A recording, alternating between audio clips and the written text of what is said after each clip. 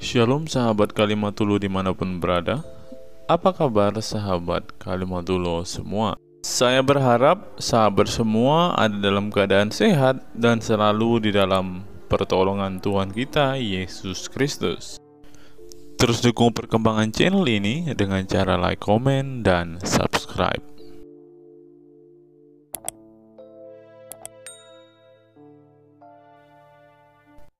Percuma. Kenapa kita Ini ribut teman-teman, terjemahan, Pak? coba. Justru saya tanya, kalau tanpa terjemahan ini ternyata si Paulus ini penipu. Gimana? Kalau tanpa terjemahan, karena patokan kita adalah original teks. Oh iya, patokan kita juga original. Di mana ini Bunyamin dari mana? Kalau tanda kurung di situ itu penafsiran. Kalau kamu katakan di sini adalah penambahan. Ini Bunyamin jangan dapat kabur, dari mana?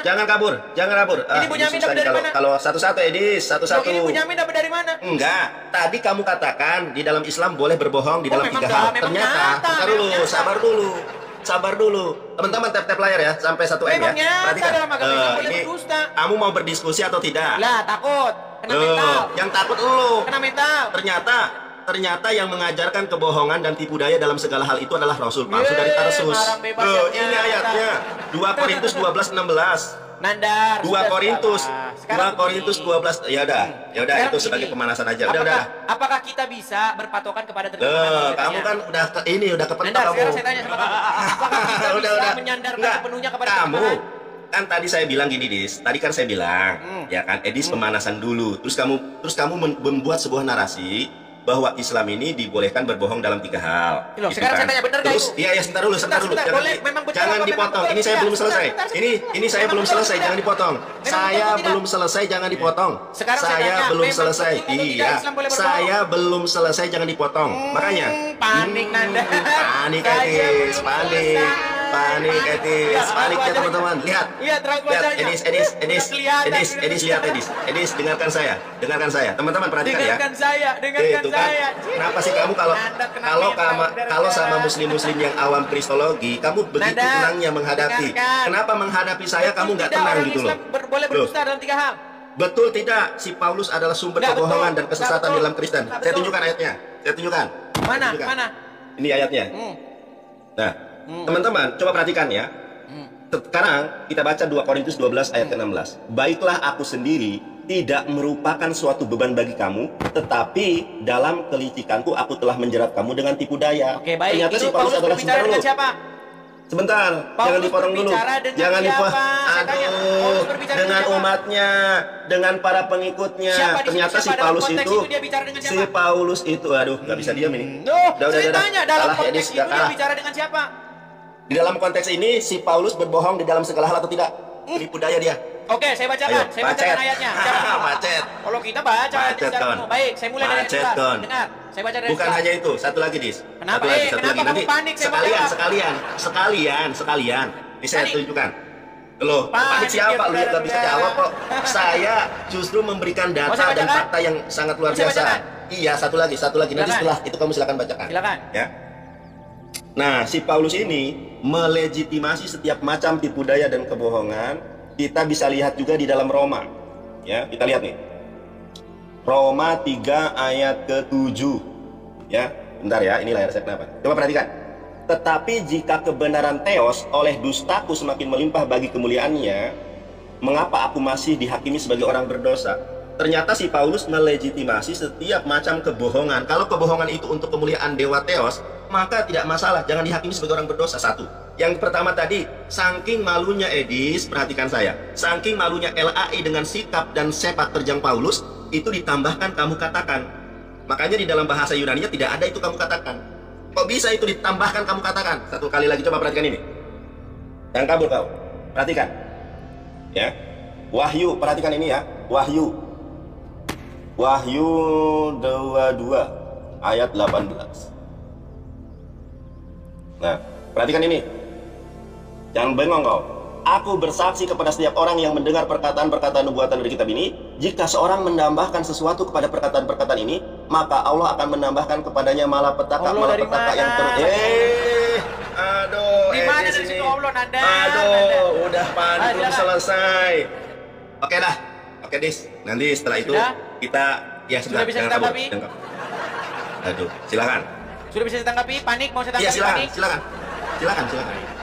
Baik, ya. Jadi kalau orang Islam karena udah biasa baca Quran, Quran tuh kan biasanya ada ayat di situ nggak ada konteksnya. Tahu-tahu aja ada ayat di situ, ada satu ayat di situ nggak ada hubungannya dengan ayat sebelumnya. Nah, jadi kalau biasa gitu dibawa ke sini Nanda, ya.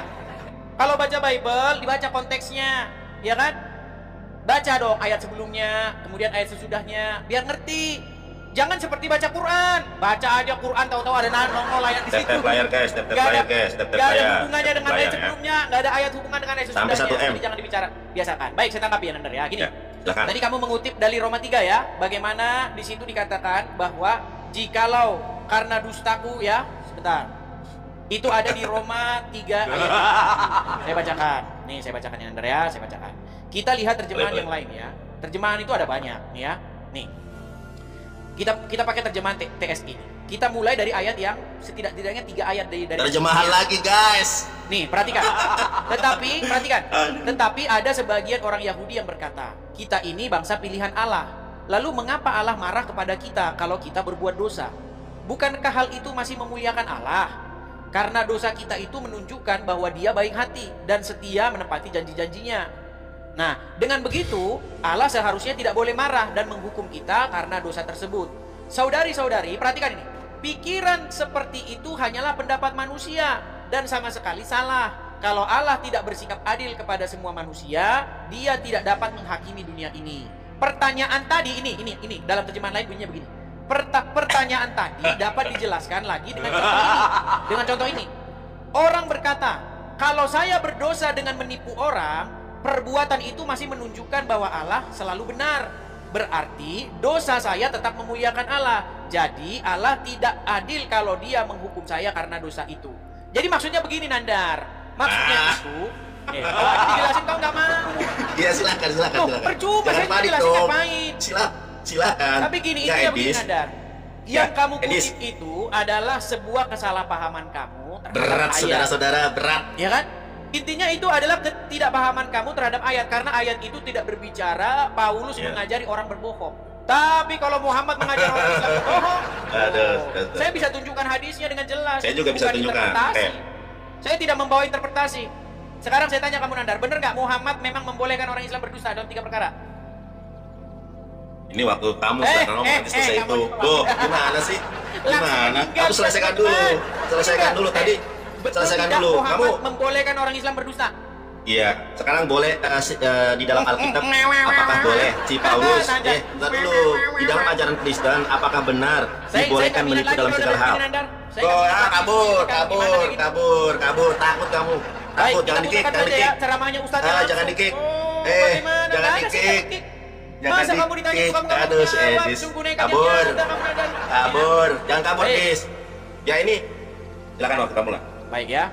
Kalau kamu bilang seperti itu kan tidak ada satu orang Kristen pun yang setuju. Tidak ada satu orang Kristen pun yang nih, lihat nih.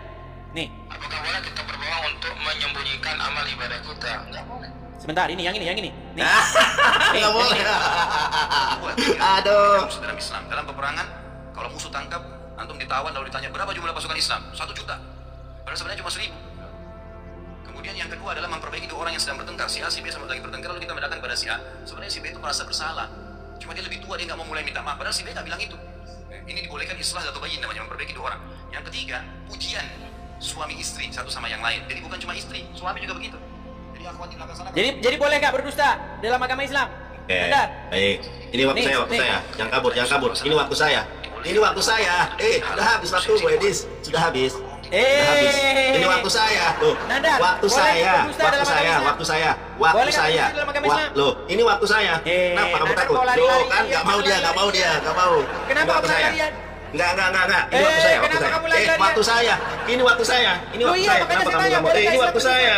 Loh, Mau saya ini putarkan waktu saya. cerita nih. Ini waktu saya. Ini waktu saya. Jangan kabur kau. Jangan kabur.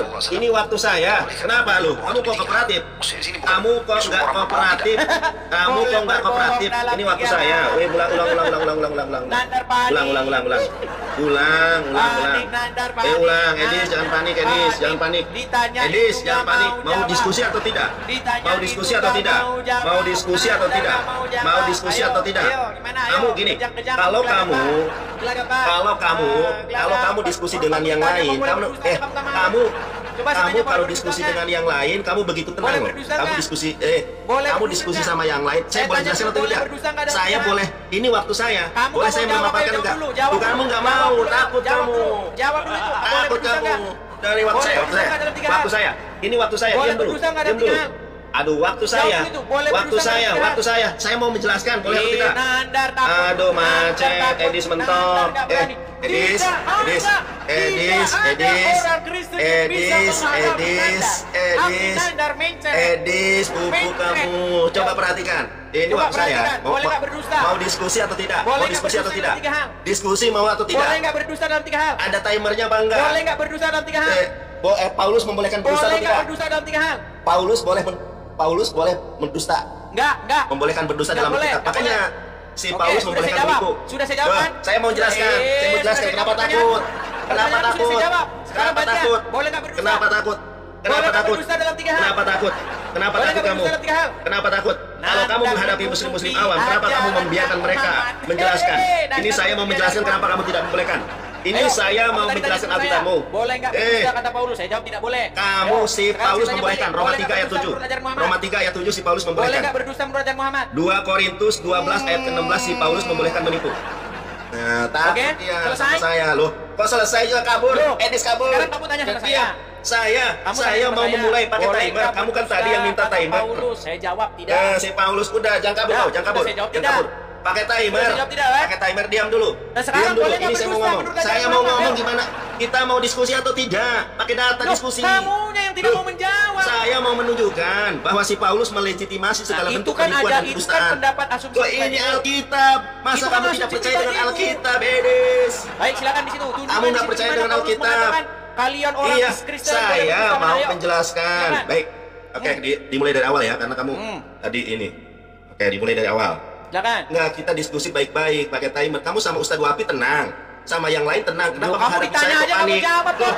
ini saya mau Masa menjawab. kamu ditanya, boleh nggak Ini berdusta saya mau menurut menjawab. Muhammad? Kamu nggak mau Gimana jawab. kamu saya menjawab? Diam, Boleh diam. nggak berdusta? Kamu sama Ustadz Wapi, diam, ditanya tenang. boleh Sama berdusta saya kok, nggak, kamu mau kepanikan. jawab. Boleh berdusta Loh, nggak dalam 3 hal? sama Ustadz Wapi, sama yang lain kamu Boleh tenang, berdusta adem, nggak dalam membiarkan 3 teman hal? bicara. Jawab. Sama saya kok nggak boleh? Baik, Kenapa saya mau kita menjelaskan saja tidak hadisnya ya. boleh? Nih. Loh, Nih, lihat nih. Ini teman-teman ya, dia terbukti tidak berani menghadapi saya. Saya sama sekali tidak diberikan waktu untuk menanggapi dan menjelaskan. Oke, Silakan. diam. Oke. Silakan. Pakai waktu dong, pakai waktu. Sama Ustadz Wapi kamu pakai waktu, adem tenang, sama saya kok tantrum. Kamunya tengok. lagi apa? Loh, ini Ditanya pakai boleh berbohong ini nggak? waktu Kamunya nggak saya. mau jawab, Ya wes. ampun. Nggak Waktu punya saya, jawaban waktu tegas. saya. Waktu saya. Silakan. Ini waktu saya. Diam. Teman-teman, kita lihat nih. Ini ajaran Bible-nya. Nih, perhatikan ya. Wahyu 22 ayat 18. Aku bersaksi kepada setiap orang yang mendengar perkataan-perkataan nubuatan kitab ini. Jika seorang menambahkan sesuatu kepada perkataan-perkataan ini, maka Allah akan menambahkan kepadanya malapetaka yang tertulis dalam kitab ini. Lalu bagaimana? Saya tanya kepada Anda. Ya, di dalam 2 Korintus 12 ayat ke-16. Saya tanya, nah, ini siapa yang menambahkan kamu katakan? Kok bisa ditambahkan? Hanya karena Paulus adalah penipu daya. Saya bacakan. Baiklah, aku sendiri tidak merupakan suatu beban bagi kamu. Tetapi dalam kelicikanku aku telah menjerat kamu dengan tipu daya. Ternyata yang menipu dan memperdaya umat manusia itu adalah si Paulus. Makanya di dalam bahasa Yunaninya, Hesto de hego aukate baresha, yumas aliufarkon vanorgos dolo yuman elabon. Pertanyaan saya, ini siapa yang menambahkan kamu katakan? Kok bisa kitab suci ditambahkan kamu katakan? Lalu saya tanya kepada kamu katakan ini diterjemahkan dari bahasa Yunani yang mana? Jawab. Kamu katakan ini diterjemahkan dari bahasa Yunani yang mana? Kalau ini ditambahkan, berarti ayat ini adalah berkontradiksi dengan Wahyu 22 ayat ke-12. Wahyu 22 ayat ke-18. Perhatikan. Ini berarti ayat ini dilanggar, Edis. Aku bersaksi kepada setiap orang yang mendengar perkataan-perkataan nubuatan dari kitab ini. Jika seorang menambahkan sesuatu kepada perkataan-perkataan ini, maka Allah akan menambahkan kepadanya malapetaka-malapetaka yang tertulis dalam kitab ini. Makanya si Paulus meninggal dunianya digantung, dipancung. Kenapa? Karena dialah penipu sesungguhnya, saudara. Berat, saudara. Bukan hanya itu. Si Paulus juga itu adalah pendusta. Kita buka di dalam Roma tadi. Ya. Roma 3 ayat ke-7. Si Paulus melegitimasi setiap kebohongannya hanya untuk penginjilan. Tetapi jika kebenaran teos oleh dustaku tuh, si Paulus membolehkan berdusta. Ternyata si Paulus ini rasul palsu yang berdusta. Kamu berbicara tentang konteks. Sekarang saya tanya, 3 kebohongan yang ada di dalam hadis itu, asbabul wurudnya apa? Ayo kan. Kalau kamu berbicara konteks dalam Roma 3 ayat 7, hadis itu ada asbabul wurudnya. Saya tanya sama kamu, asbabul wurud dari hadis yang kamu terangkan itu apa? Kan jelas. Kalau ada pribadi yang misalnya mau dirampok, kita berbohong, itu hal yang lumrah di dalam kehidupan dunia ini. Di dalam pemerintahan, kalau ada pemberontak, ditanya, kita ditawan oleh pemberontak, kita katakan yang tidak sejujurnya, itu demi keamanan, maslahah. Makanya ada di dalam maqasid syariah, ada hifdzun nafas, ada hifdzul zin, ada hifdzul mal. Kamu nggak mengerti itu, saudara, berat, saudara. Jadi pertanyaan saya tolong ditanggapi, ya. Kenapa di dalam 2 Korintus 12 ada tambahan kamu katakan? Kemudian kenapa si Paulus boleh berdusta kalau itu untuk kebenaran penginjilan? Di dalam Roma 3 ayat 7, si Paulus pendusta. Tetapi jika kebenaran Allah oleh dustaku, si Paulus pendusta, ya. Kemudian pertanyaan saya ini, ya, 2 Korintus 12 ayat ke-16. Mati kutu kau. Ini kamu katakan siapa yang menambahkan dan apa yang melatar belakangi kenapa pihak-pihak tertentu menambahkan kamu katakan? Sementara di dalam bahasa Yunaninya tidak ada kamu katakan di sini. Jawab, jangan nangis. Burkon. Terdiam dia, saudara. Tidak ada pendeta yang sanggup mengalahkan saya, saudara. Jeder. Jawab, kamu katakan ditambahkan oleh siapa? Dan siapa yang melegitimasi pembenaran penambahan di dalam 2 Korintus 12:16? Jeder. Sudah siap sekarang? Sudah siap? Sudah siap sekarang? Silakan, jawab. Siap nangis? Baik. Siap. Malu Kita kau. lihat ya, apakah dia nanti akan kejang-kejang? Jadi Nandar, coba kamu baca ini, coba. Tidak boleh. Tidak boleh. Terdiam Nandar, mencret. Tidak Ini boleh waktu apa? kamu. Nangis. Tidak Ini boleh waktu apa? kamu, Pak Tidak Nadis. boleh Jawab apa? pertanyaan Lihat saya. mukanya, lihat mukanya. Loh, Nggak mendadak, dia nggak bisa jawab baca. pertanyaan Mendadak, saya. Nandar nggak Kita bisa baca, tektokan. saudara. Baik, asbabul Waktu wurud siapa dari ini, hadis itu apa? saudara? Ayo. Asbabul wurud dari Tidak hadis itu apa? boleh. Coba baca Nandar. Loh, Tidak kamu boleh tidak apa? menjawab pertanyaan saya. Tidak boleh apa? Saya kan tanya. Waktu siapa Kamu ini, Nandar? katakan di dalam 2 Waktu Korintus siapa, 12. Ya silakan, Waktu siapa makanya ini? selesaikan Waktu dulu. siapa ini? Coba kamu baca. Kamu baca. Silakan kamu baca. Dia nggak Ya mau silakan baca. kamu baca, nanti saya tanggapi. Kan ada waktunya masing-masing. Dia tidak mau baca, ayo Loh, baca. Tidak silakan boleh. ditanggapi. Tidak Silakan boleh. dijawab pertanyaan saya. Tidak boleh apa? Saya kan tanya, Dis. Saya kan Kenapa tanya. kamu panik? Ini saya tanya nih. Kenapa kamu panik? Loh, Ini waktu kamu siapa kan bicara? Ya silakan ngomong. Ini waktu siapa tadi Silakan kamu ngomong. bicara? Saya diam. Jawab dulu pertanyaan saya. Kalian sudah Kamu lihat. katakan. Penonton Jawab kalian dulu, sudah jawab dulu. menyaksikan Baik, bagaimana jawab Nandar dulu. kejang-kejang. Jawab dulu. Ini waktu Jawab siapa? dulu. Ini Ini waktu siapa juga? Nandar? Ya sudah, selesaikan. Kalian sudah lihat kan? Nggak bisa jawab Kalian dia. sudah Ini lihat kamu katakan siapa yang bagaimana menambahkan. Nandar bicara 5 menit saya Lihat, diam. Edis tidak bisa Dia menjawab bicara pertanyaan 5 menit, saya. Saya mendengarkan. Lihat. Tapi ketika dia saya suruh baca ini langsung dia. Ya, Edis koyak. Kamu katakan ini siapa yang menambahkan. Kamu katakan tadi waktu siapa 5 yang menit menambahkan. Siapa yang ngomong? Tadi waktu Ya, 5 menit silakan. siapa yang bicara? Siapa tadi yang Ya, bicara? saya waktu diam, 5 menit? saya diam. Kenapa kamu paniknya begitu? Sepanik mungkin. Kenapa? Ayo, nih sekarang kamu baca. Tidak boleh berdusta kecuali dalam 3 keadaan. Jadi dalam agama Islam nyata saudara bahwa boleh berdusta di dalam 3 hal. Satu-satunya nabi yang bolehin bohong cuman Muhammad. Dilanjut dong, dilanjut hadisnya. Kenapa panik? Terdiam. Nandar, dengarkan. Satu-satunya nabi yang boleh berdusta itu adalah mengajari boleh berdusta adalah Muhammad, nabi dari Arab. Nih, yaitu perkataan atau ucapan seorang suami kepada istrinya. Nah, boleh suami bohong sama istrinya. Ya, makanya mereka ini memang tipu-tipu, ajaran tipu-tipu, saudara-saudara. Nangis. Disuruh baca nggak bisa. Nah, tadi dia bilang Paulus. Nandar, mana ada di situ Paulus mengatakan orang Kristen boleh berdusta? Mana? Nggak ada. Dengarkan. Allah dan Muhammad tidak berani membuka mulutnya kepada Rasul Paulus. Adakah Allah dan Muhammad berani membuka mulutnya kepada Rasul Paulus? Nggak berani. Makanya tidak ada di dalam Al-Quran, tidak ada dalam hadis Allah dan Muhammad berkata tentang Paulus. Tapi Nandar dan pengikutnya karena hati yang mendalam, mereka lebih tahu dari Allah dan Muhammad. Lebih tahu mereka dari Allah dan Muhammad. Muhammad sama Allah dilangkahin sama Nandar. Coba tunjukin ayat Quran, ayat hadis yang menjelek-jelekkan Paulus. Tidak bakalan ketemu Nandar. Jelas ya Nandar ya. Di dalam Al-Quran jelas sekali, Yesus itu atau Isa itu anak yang suci. Suci. Mana ada dalam Al-Quran Muhammad suci? Fred, di Quran mana ada Muhammad suci? Kagak ada. Coba tunjukin bahwa Muhammad suci. Yang ada dia bermuka masam. Karena ada orang ya yang secara ekonomi nggak mampu, ya dia buta atau tuli begitu, ya kan? Langsung Muhammad bermuka masam di dalam ayat itu. Tapi kalau pembesar Quraisy yang banyak duitnya, Muhammad langsung siap. Tapi kalau ada orang yang duitnya nggak punya, miskin, kere, bisu, tuli, ya buta, maka Muhammad wajahnya masam. Itu Waktu ada habis.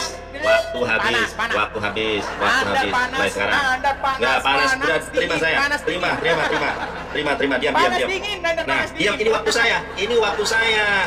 Mau diam atau tidak? Panas. Loh. Tadi waktu Sebentar, dia bicara. ini waktu saya. Boleh bisa? Ini waktu saya. Ini waktu saya, tolonglah hargai. Kamu kalau sama debat sama orang-orang awam. Kemarin tadi malam saya lihat debat sama Ustadz Wapi kok timer, kamu diam, Ustadz Wapi berbicara kamu diam, kamu berbicara Ustadz Wapi diam, saling Saya tadi menghargai. bicara Kenapa sama? sih tadi waktu saya Ya, kamu nggak mau ya, diam. makanya diam dulu. Saya mau ngomong ini. waktu saya bicara Loh, kamu tuh kan diam kalau saja. kenapa kalau sama saya kamu panik? Nggak ada Kenapa panik. kalau sama saya kamu Nggak panik? Ya ada, diam, nggak ini ada, mau waktu sudah saya. ada. Ini Ayo, mau waktu silakan, saya. Nay. Coba perhatikan. Lihat, Oke, kalau dia dimulai bicara, diam. Iya. Oke, diam. Nah, teman-teman, aduh, saya di-report lagi nih nonton nih. Aduh, tolong, Bentar lagi teman-teman kena saya ban di-report lagi nih. Nih, Lagi saya kena di-report ban lagi lagi. nih, nonton. Ntar ya. Bentar lagi kena ban akunmu permanen. Yo. Teman-teman, saya di-report sama teman-teman Oten, lihat nih ya. Ini pelanggaran tuh, peringatan pelanggaran. Ini Saya aja di-report Nanda, saya teman-teman ya. kasih saran sama kamu, Oke, saya baik oke. hati nih. Dengar, saya baik hati. Itu kalau kamu lanjutin, Oke. kamu nanti kena ban permanen. Kamu kena terus. Baik. Itu ada batasannya. Kamu jangan kemana-mana.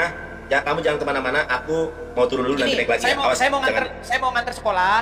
Saya mau nganter Ah. sekolah.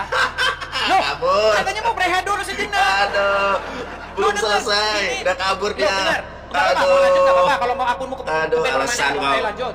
Saya ikut aja. Kalau Ya kamu makanya, mau lanjut, makanya saya mau turun sebentar. Saya ya, mau kalau cuma turun untuk sebentar, menghapus saya juga pelanggarannya. mau antar anak sekolah Ya saya naik lagi. sebentar, gimana? Alasan. Yo, gimana? Alasan. Saya mau Kenapa antar kamu begitu anak takut sama sekolah. saya? Loh, memang benar kok. Oh, alasan Aduh, kabur loh, dia. Nanda, ini saya bener-bener. Oh, Saya nggak alasan bohong, saya kamu nggak biasanya bercanda. malam-malam kamu dari jam 8. Alasan kamu. Nandar, saya itu Kamu mau ngantar alasan. anak Udah, sekolah. saya mau Nandar, turun Nandar. sebentar. Saya mau turun sebentar, nanti naik lagi. Nggak nyampe 1 menit, nggak nyampe 1 menit. dengar. Loh, Dengar, Nanda. Kabur Saya berarti mau nih, kabur ngantar nih. anak sekolah. Menang, saudara-saudara. Edis Nanda, nih, kabur. saya mau ngantar anak sekolah nih. Ini, Mana? anak sekolah. Mana? Saya mau ngantar anak sekolah. Ini saya mau berangkat ngantar anak sekolah. Gimana sih Nandar ini? Kamu nekat yang nyata kamu ini. Ini loh, saya mau ngantar anak kabur sekolah. lah, udah. Loh, kok kabur? Kabur Ini saya mau ya udah, berangkat ngantar anak sekolah. ya udah. Gimana? Jam berapa? Jam Ini berapa? rehat sejenak. Jam berapa Ini, kamu balik lagi? Kamu saya kasih kesempatan justru Enggak. gini, dengarin. Kamu saya kasih Iya, kesempatan. jam berapa kamu bisa kamu lagi sama saya? Akunmu bisa kena ban permanen. Iya, nggak apa-apa. Akun saya banyak. Jam Ah. berapa kamu bisa? Oke, sekarang gini. Saya ngantar. Saya tanya jam berapa kamu bisa? 30 menit lagi. Hah? Sehabis Oke, 30 menit lagi. Baik, awas jangan Enggak, kabur saya ya. mau berangkatnya itu Jangan 30 kabur menit kau. lagi, dengar. Iya, baik, 30 menit saya tunggu. Saya mau berangkatnya itu 30 menit Iya, lagi. silahkan. Alasan apapun kamu, intinya kamu tuh Oh ya udah lanjut aja lah sama kalau saya. gitu. Lanjut aja Ya 30 sudah. menit lagi gimana?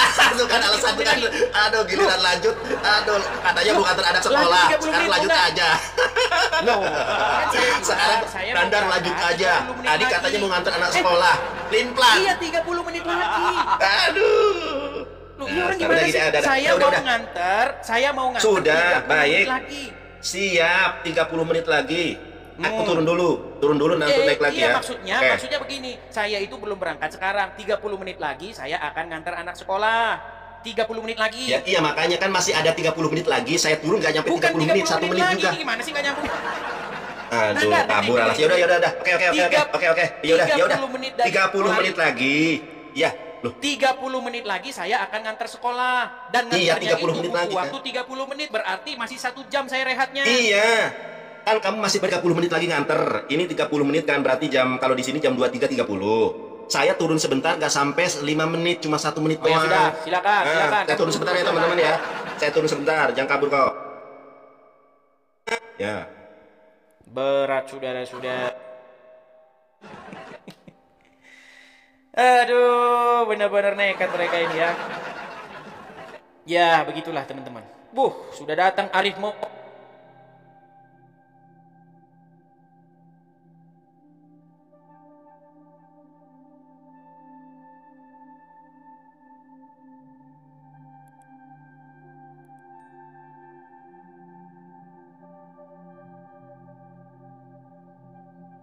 Dulu ya bang ya. Oh nggak bisa bang, pengikutmu belum ada. Saya turunkan dulu ya. Ya, saya turunkan dulu ya. Nyalakan kamera. Oh sudah datang lagi dia ternyata. Langsung datang. Dia datangnya. Oke, jangan kabur, Des. Itu kamu saya kasih saran yang bagus. Iya, makasih sarannya, makasih. Iya, udah, jangan banyak ini. Udah, makasih saya bilang. Udah, jangan banyak. Kamu saya kasih saran yang bagus biar akunmu nggak meninggal dunia. Nah, dia makanya udah. Tapi 30 menit lagi saya bilang. Iya. Rehat ya. Kamu tuh jangan kepanikan. Buruan sampai kamu 10 kali lo bilang kayak gitu. Silakan. Baik. Ya, teman-teman, ya. Terima. Baik, saya lanjutkan ya. Silakan. Ya, waktu saya. Baik. Nah, gitu dong diskusi diam. Silakan. Teman-teman, ya udah diam, di mute dulu, di mute.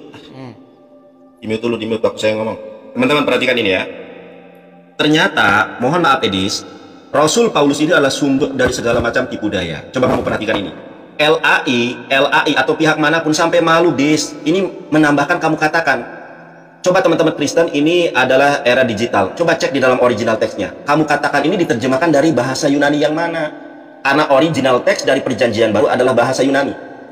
Ada strip panjang, ini bukan tanda kurung. Ini tuh dalam ayat. Kamu katakan ini ditambahkan oleh pihak yang mana? Karena kalau kita lihat di dalam bahasa Yunaninya, saya baca nih. Hesto de hego au katebaresha, yumas al yufarkon panorgos dolo yumas elabon. Baiklah, aku sendiri tidak merupakan beban bagi kamu, yumas al, tetapi yufarkon dalam panorgos dalam kelicikanku, dolo yumas, aku menipu elabon, menipu kalian. Ternyata si Paulus lah yang menipu umat Kristen. Makanya saya tanya kepada Edi Sidabutar. Si Edi Sidabutar ini sudah berdiskusi dengan saya dari tahun 2012. Ingat saya dari jam 12, dari jam 11 sampai jam 3. Talkmania dia dengan saya. Dulu nggak ada WhatsApp gitu kan. Jadi saya sudah tahu Edi sini dari dulu kalau debat terus sama saya. Jadi tolong jawab pertanyaan saya. Kamu katakan itu diterjemahkan dari bahasa Yunani yang mana? Nggak ada. Kalau tidak ada di dalam bahasa Yunaninya, berarti ditambahkan oleh pihak-pihak yang tidak bertanggung jawab. Lalu pertanyaan saya, kenapa ini ditambahkan kamu katakan? Karena malu, ternyata si Paulus itu menipu daya umat Kristen. Kenapa? Coba perhatikan ini. Coba perhatikan. Bukan hanya menipu daya saudara-saudara. Roma 3 ayat ke-7, si Paulus melegitimasi segala bentuk kedustaan. Tetapi jika kebenaran Allah oleh dustaku semakin melimpah bagi kemuliaannya, mengapa aku masih dihakimi lagi sebagai orang berdosa? Ini bukan 3 atau 4, ini seluruh kedustaan. Kalau untuk kemuliaan Tuhan Yesus dibolehkan oleh Paulus. 1, ya. Coba kamu lihat ini. Wahyu 22 ayat 18. Kamu mengimani ayat ini apa enggak?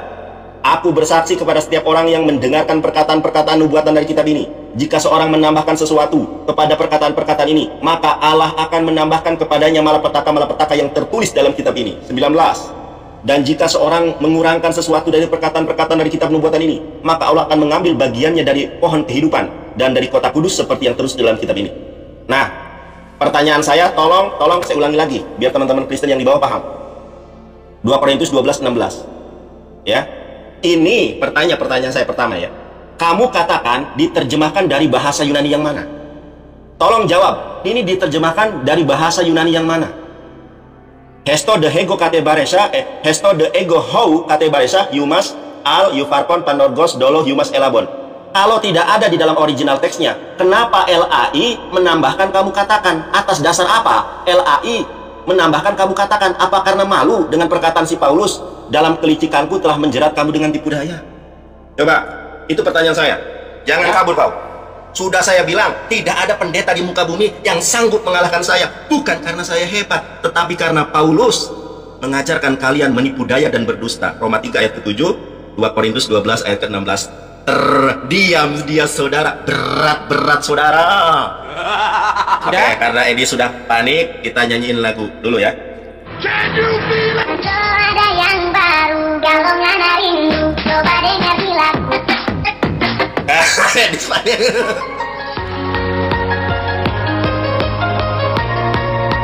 Panik, jawab. Pasti muter. Baik, tiba waktunya giliran kita saudara-saudara ya. Terima kasih teman-teman yang mensupport ya. Baik, giliran kita bicara. Apakah kita lihat nanti Nandar akan panik, akan stres? Jadi Nandar, inti dari apa yang kamu baca tadi adalah tidak ada satupun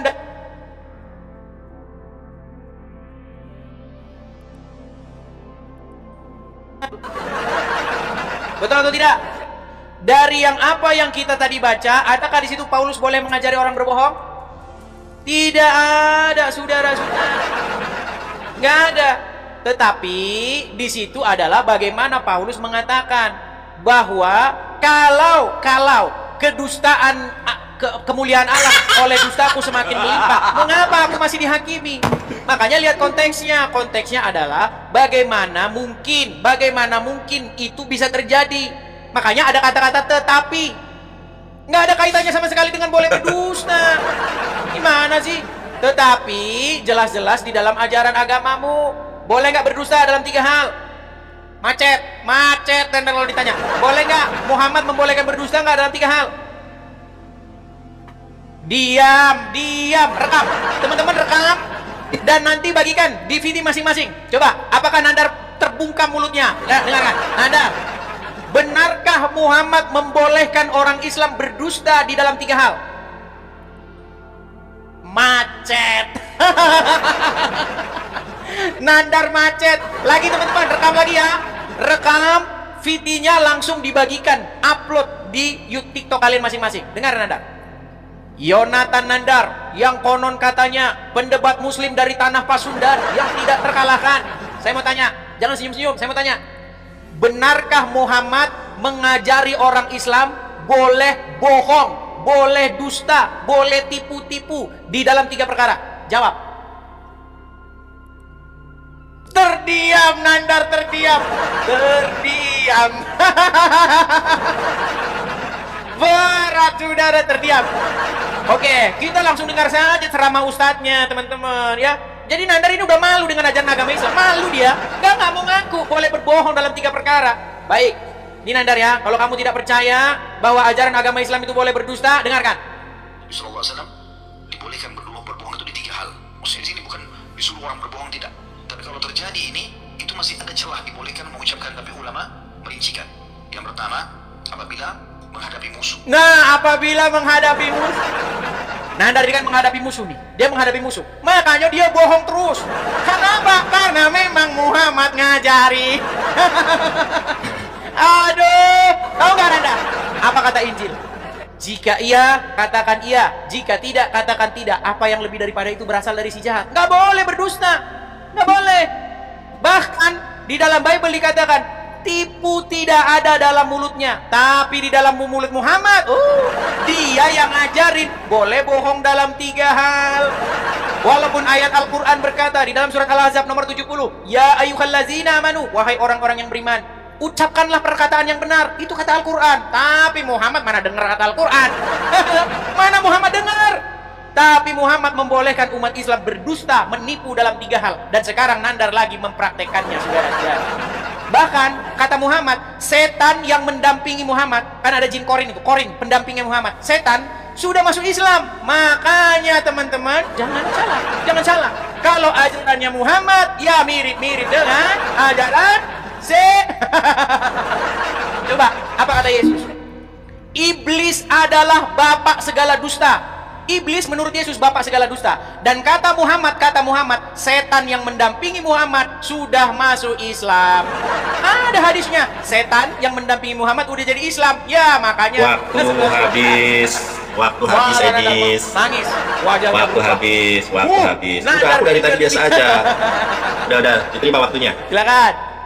Ya. Teman-teman, Yesus di dalam Matius 7 ayat 18 mengatakan, pohon yang baik tidak mungkin menghasilkan buah yang buruk. Yang kabur. Dan pohon yang buruk tidak mungkin menghasilkan buah yang baik, pohon yang baik tidak mungkin menghasilkan buah yang buruk. Kamu akan melihat mereka dari buahnya.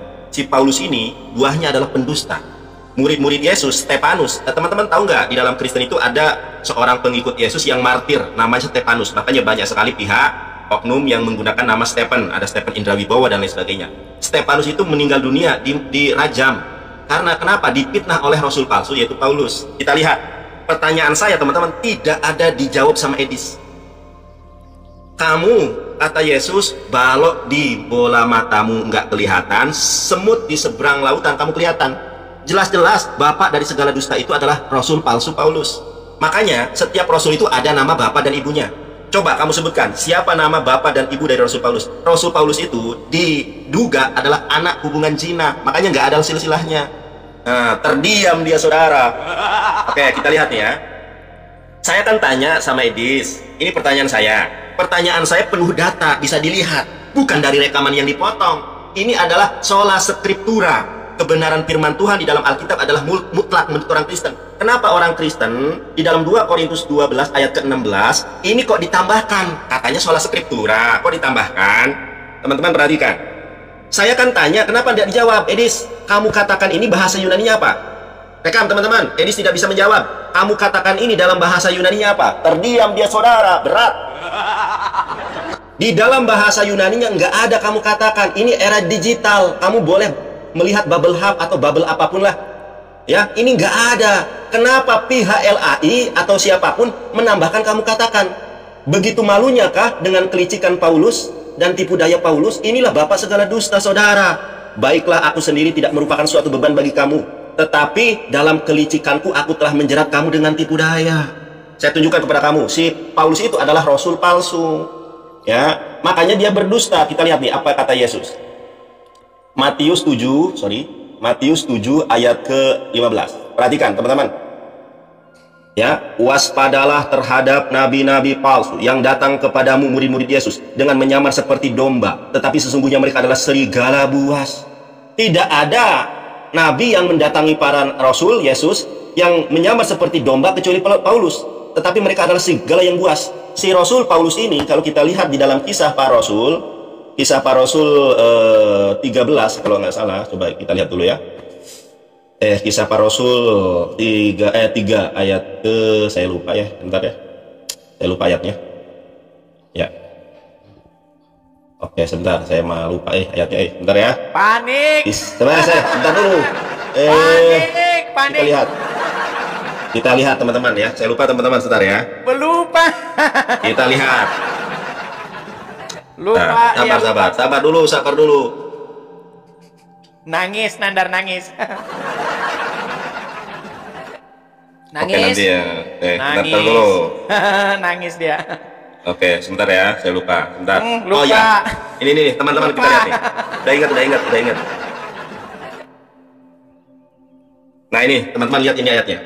Udah ingat nih, perhatikan. Ternyata tidak ada rasul, tidak ada nabi palsu yang mendatangi murid-murid Yesus kecuali si Paulus. Di dalam kisah para Rasul 13 ya. Ini kisah para Rasul 13 ayat 1. Ternyata si Paulus adalah rasul dan nabi palsu. Tetapi pertanyaan saya bukan itu. 2 Korintus 12 ayat ke-16, kamu katakan itu dari bahasa Yunani yang mana? Kenapa ditambahkan kamu katakan? Itu jawab tolong. Nyerah dia saudara-saudara. Ya. Terima kasih topinya, terima kasih. Baik. Nyerah dia saudara. Ya, nanti kalah terus dia. Sudahlah kalah dalam segala hal. Baik. Tadi Nandar mengatakan hal-hal yang menunjukkan sudah betapa putus asanya orang Islam. Jadi teman-teman muslim, ini Nandar mewakili Islam, udah putus asa. Dibilang Paulus katanya anak zina. Dari mana? Dari mana? Coba, kenapa Anda mengatakan itu hanya berdasarkan kebencian belaka? Datanya dari Jawab mana? pertanyaan saya. Oh, mulai panik nih, panik. Ya, jadi Nandar begini, saya katakan begini Nandar. Kalau kamu sudah tidak punya argumen lagi, tolonglah, kamu jangan mengeluarkan argumen-argumen yang udah putus asa, putus harapan. Kamu bilang Paulus anak zina begitu, dari mana dasarnya? Tapi kalau Muhammad kemungkinan dia anak zina, ada dasarnya. Ada dasarnya. Ada riwayat yang mengatakan bahwa bapaknya Muhammad itu meninggal dia tak lama setelah menikah. Jadi bapaknya Muhammad itu Abdullah menikah dengan Aminah. Tak lama setelah pernikahan itu meninggallah bapaknya. Lalu di hari yang sama bapaknya Muhammad Abdullah menikah juga dengan kakeknya, yaitu Abdul Muthalib. Jadi Abdul Muthalib punya anak namanya Abdullah. Dua-duanya nikah bareng. Yang Abdul Muthalib menikah dengan Hala. Dengar, kau jangan panik. Yang Abdul Muthalib menikah dengan Hala. Data anaknya, tunjukkan data. Saya lagi ngomong. Data dulu, Saya lagi ngomong. Gak ada data nih. Ya, menikah dengan Hala, nama anaknya itu adalah Hamzah.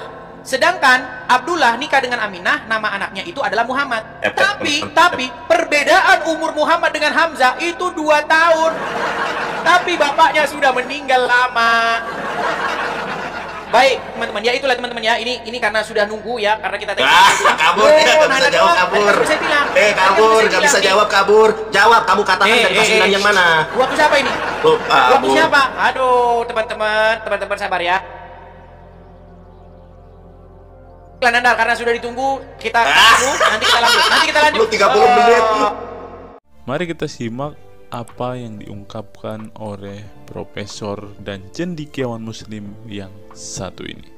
Kita kutip dalil liputan 6, teman-teman. Quraisy mengatakan, tolong jangan pilih ustadz yang suka memaki. Kai Haji Quraisy ibaratkan begini. Nah, teman-teman, ternyata ada juga ustadz-ustadz yang suka memaki-maki, teman-teman.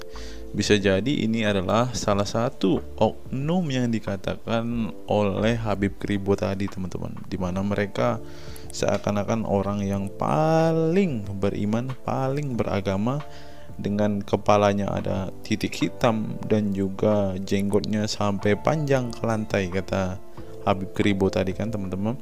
Di era modern ini, ketika ceramah agama mudah diakses melalui berbagai media, umat Islam dihadapkan pada pilihan beragama, ustadz atau penceramah yang dapat mereka ikuti. Namun tidak semua pendakwah menggunakan cara yang sejuk dan penuh hikmah dalam menyampaikan pesan agama.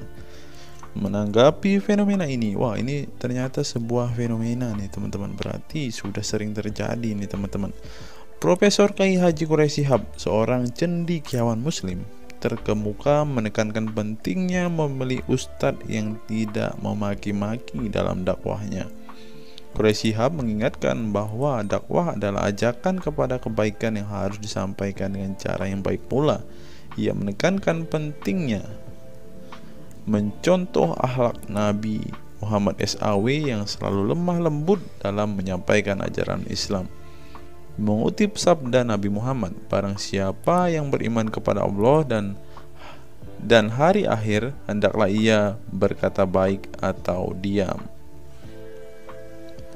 Ayahanda presenter Nasyo Shihab menegaskan bahwa ini adalah pedoman penting bagi para pendakwah.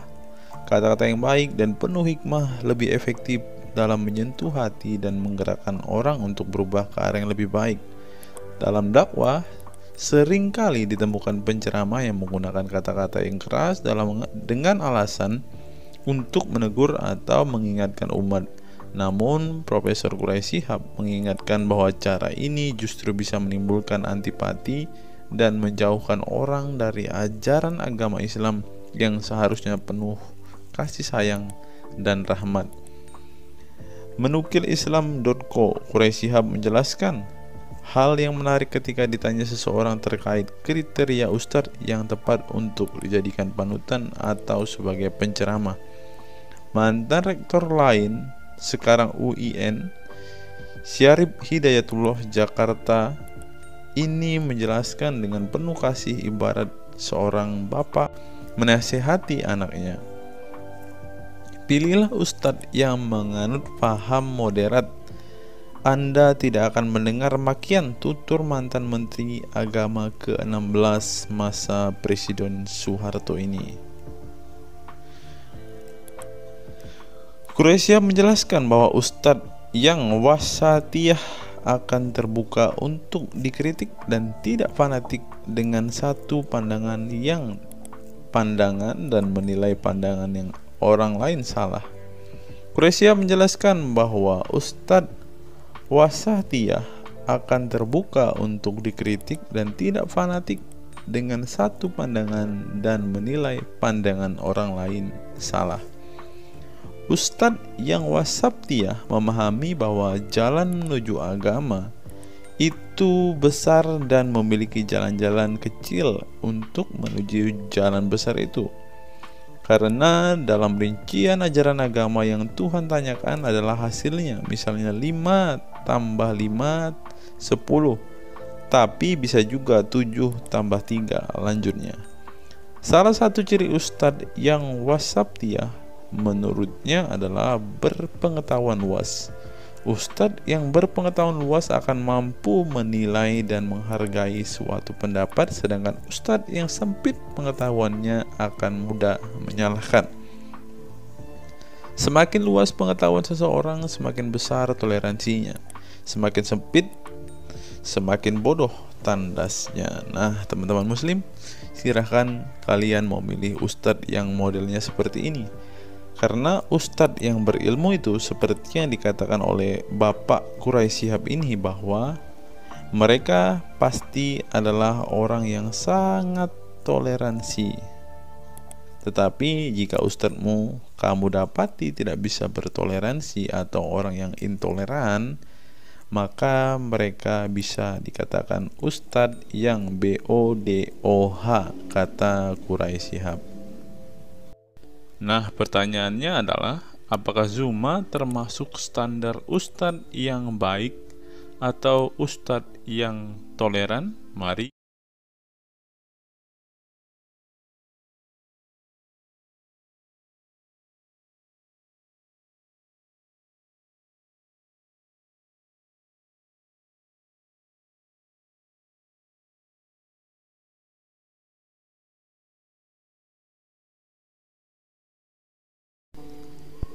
Google, mengapa Rasulullah disebut sebagai nabi penutup? Apa alasannya? Alasannya mengapa Nabi SAW disebut Rasul terakhir adalah karena Allah SWT telah menunjukkan langsung sebagai penutup para nabi dan rasul. Hal ini tercantum dalam Al-Quran yang merupakan firman Allah. Di sini dituliskan, mengapa Muhammad atau Nabi SAW disebut Nabi terakhir? Mari kita baca ya. Katamul Anbiya merupakan salah satu julukan Nabi Muhammad yang berarti penutup para nabi, sesuai dengan firman Allah SAW dalam surat Al-Ashab ayat 40 yang berbunyi, artinya Muhammad itu sekali-sekali bukanlah bapak dari seorang laki-laki di antara kamu, tetapi dia adalah Rasul Allah dan penutup nabi-nabi, dan adalah Allah Maha mengetahui segala sesuatu. Nabi Muhammad SAW merupakan nabi terakhir yang Allah utus untuk menyempurnakan agama-agama sebelumnya. Al-Quran merupakan kitab Allah yang menyempurnakan kitab-kitab sebelumnya, sehingga tidak perlu ada kitab lain karena Al-Quran merupakan kitab Allah yang menyempurnakan kitab-kitab sebelumnya, sehingga tidak perlu ada kitab lain karena Al-Quran sebagai kitab terakhir. Maka dapat diartikan bahwa tidak ada lagi nabi setelah Nabi Muhammad SAW. Nabi Muhammad SAW sebagai nabi terakhir juga didukung dengan dalil lainnya, yaitu surat Al-Sab 61 ayat 6. Dan ingatlah ketika Isa bin Maryam berkata, "Hai Bani Israel, sesungguhnya aku adalah utusan Allah kepadamu, membenarkan kitab sebelumku, yaitu Taurat, yang memberikan kabar gembira dengan datangnya seorang Rasul yang akan datang sesudahku, yang namanya Ahmad dalam tanda kurung Muhammad." Menurut Syekh Al-Zairi dalam kitab Al-Jawahir dan Al-Qalamiyah, alasan kenapa Nabi Muhammad SAW dijadikan nabi terakhir adalah hikmah terputusnya para nabi itu untuk menyeru umat manusia agar beribadah kepada Allah, menunjukkan mereka ke jalan yang lurus. dalam urusan kehidupan duniawi dan ukhrawi, memberitahu kepada mereka tentang hal-hal yang tidak dapat dicapai oleh penglihatan mereka, dan memberitahu keadaan yang pemikiran mereka belum sampai, dan menetapkan dalil yang meyakinkan serta menghilangkan syubhat keserupaan yang tidak benar.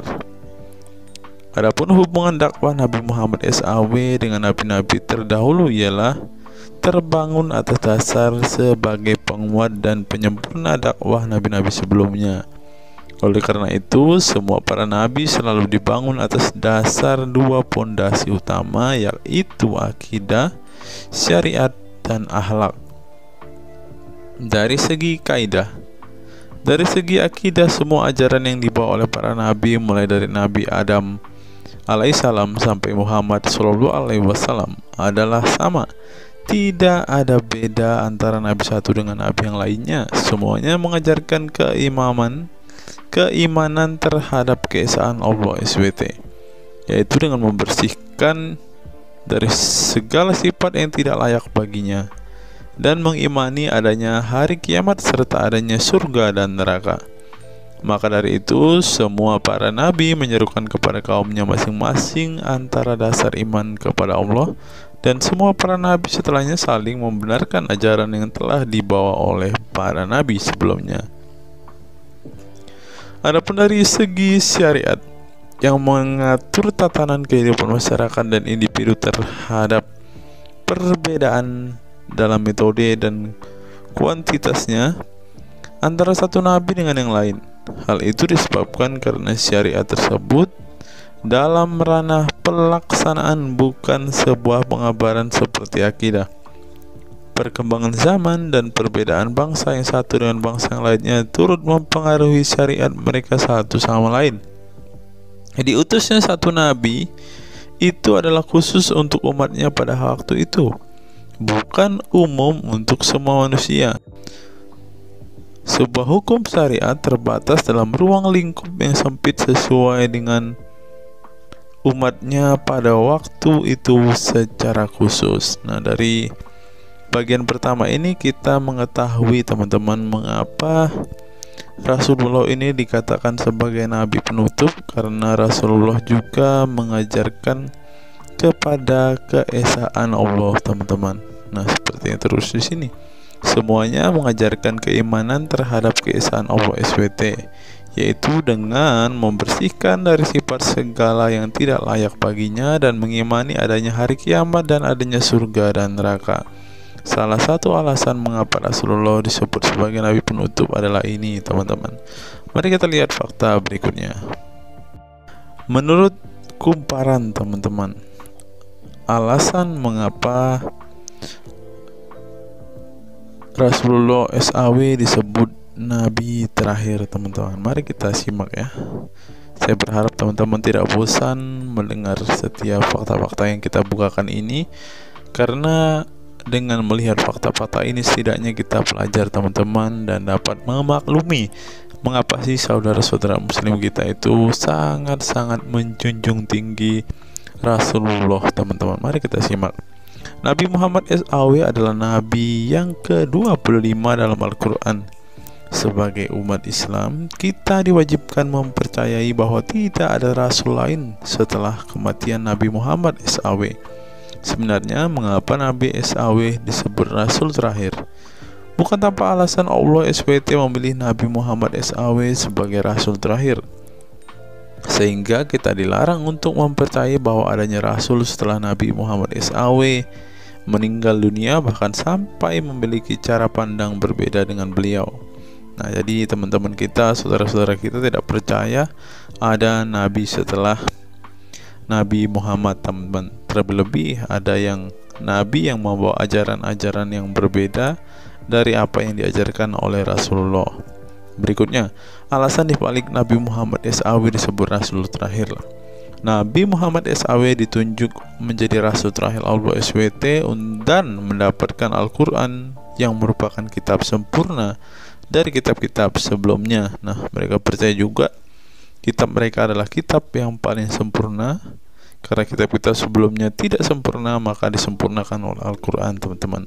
Artinya, wahyu yang sudah diterima Nabi Muhammad SAW sudah terputus sejak beliau meninggal dunia. Ibnu Katsir menjelaskan, ini merupakan nikmat Allah Subhanahu wa Ta'ala yang terbesar atas umat ini.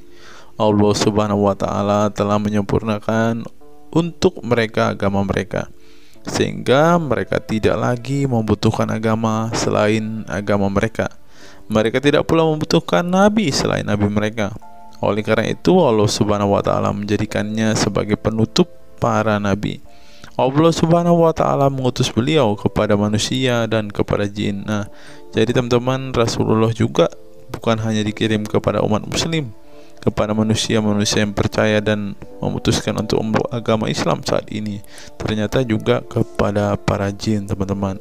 Allah Subhanahu wa Ta'ala berfirman, artinya Muhammad itu sekali-kali bukanlah bapak dari seorang laki-laki di antara kamu, tetapi dia adalah Rasulullah dan penutup nabi-nabi, dan adalah Allah Maha mengetahui segala sesuatu. Dikutip dari buku situs-situs dalam Al-Quran oleh Syarifuddin Al-Fikri, para ahli bahasa memberikan makna terhadap kata ma dalam surat Al-Ahzab ayat 40 dengan al-istitsaku wal ma'u, yang artinya memastikan dan menolak sesuatu, sehingga Al-Quran menyebutkan bahwa Nabi Muhammad SAW sebagai khatam an-nabiyin.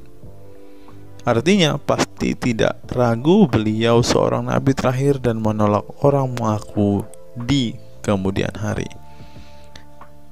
Adapun alasan dibalik Nabi Muhammad SAW sebagai Rasul terakhir dijelaskan oleh Syekh Al-Zairi dalam Al-Jawahir Al-Kalamiyah.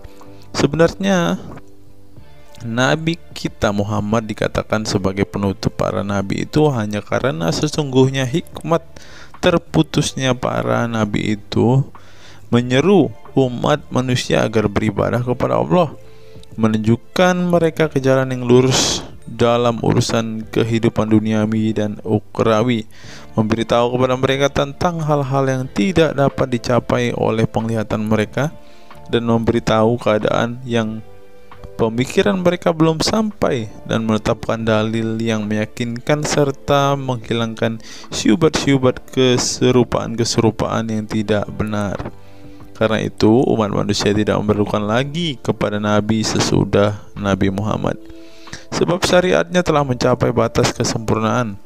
Dan dari alasan inilah tampak jelas tentang rahasia terusnya beliau untuk seluruh umat manusia, dan keberadaan beliau sebagai manusia yang paling utama dalam segi fisik serta halaknya. Demikianlah penjelasan singkat mengenai Nabi Muhammad SAW sebagai Rasul terakhir. Semoga dengan mengetahuinya dapat menambah meneladani beliau sebagai sosok yang sempurna. Yang perlu diingat, jangan menghujat ya teman-teman. Mengutip sindonews.com, inilah ke-10 keistimewaan Rasulullah. Yang pertama, air liur Rasulullah menjadi obat. Dari Sahl bin Sa'ad berkata, saat Rasulullah dan para sahabat akan berperang di Khaibar, Rasulullah bersabda bahwa ia akan memberikan bendera kepada seorang pria yang cinta dan dicintai oleh Allah dan Rasulnya, dan Allah akan memberikan kemenangan. Rasulullah mencari Sayyidina Ali, akan tetapi para sahabat mengatakan bahwa Ali sedang mengalami sakit mata. Rasulullah memerintah para sahabat untuk mendatangkan Ali kepada beliau. Kemudian Rasulullah meludahi kedua matanya dan mendoakannya. Seketika itu sakit matanya sembuh seakan-akan tidak ada bekas sakit sebelumnya. Kemudian sahabat Khalid bin Ali mengaku pernah digigit kalajengking di kakinya. Lalu Nabi meludahi kakinya dan mengusapnya. Seketika hilang sakit dan berhenti darahnya keluar. Khalid bin Ali mengatakan, aku digigit oleh kalajengking ketika aku di dekat Nabi Muhammad Lalu beliau meludahi kakiku dan mengusapnya. Yang kedua, rambut beliau membawa berkah. Sahabat Khalid bin Walid radhiyallahu anhu tak pernah kalah di medan perang.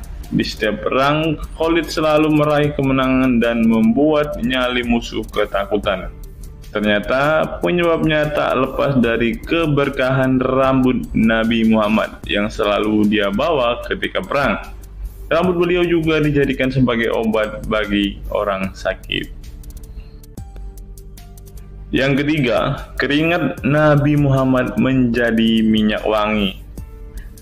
Anas bin Malik menceritakan keberkahan keringat Nabi Muhammad sebagai minyak wangi. Beliau mengatakan Nabi masuk ke rumah kami dan beliau qailullah, tidur siang di tempat kami.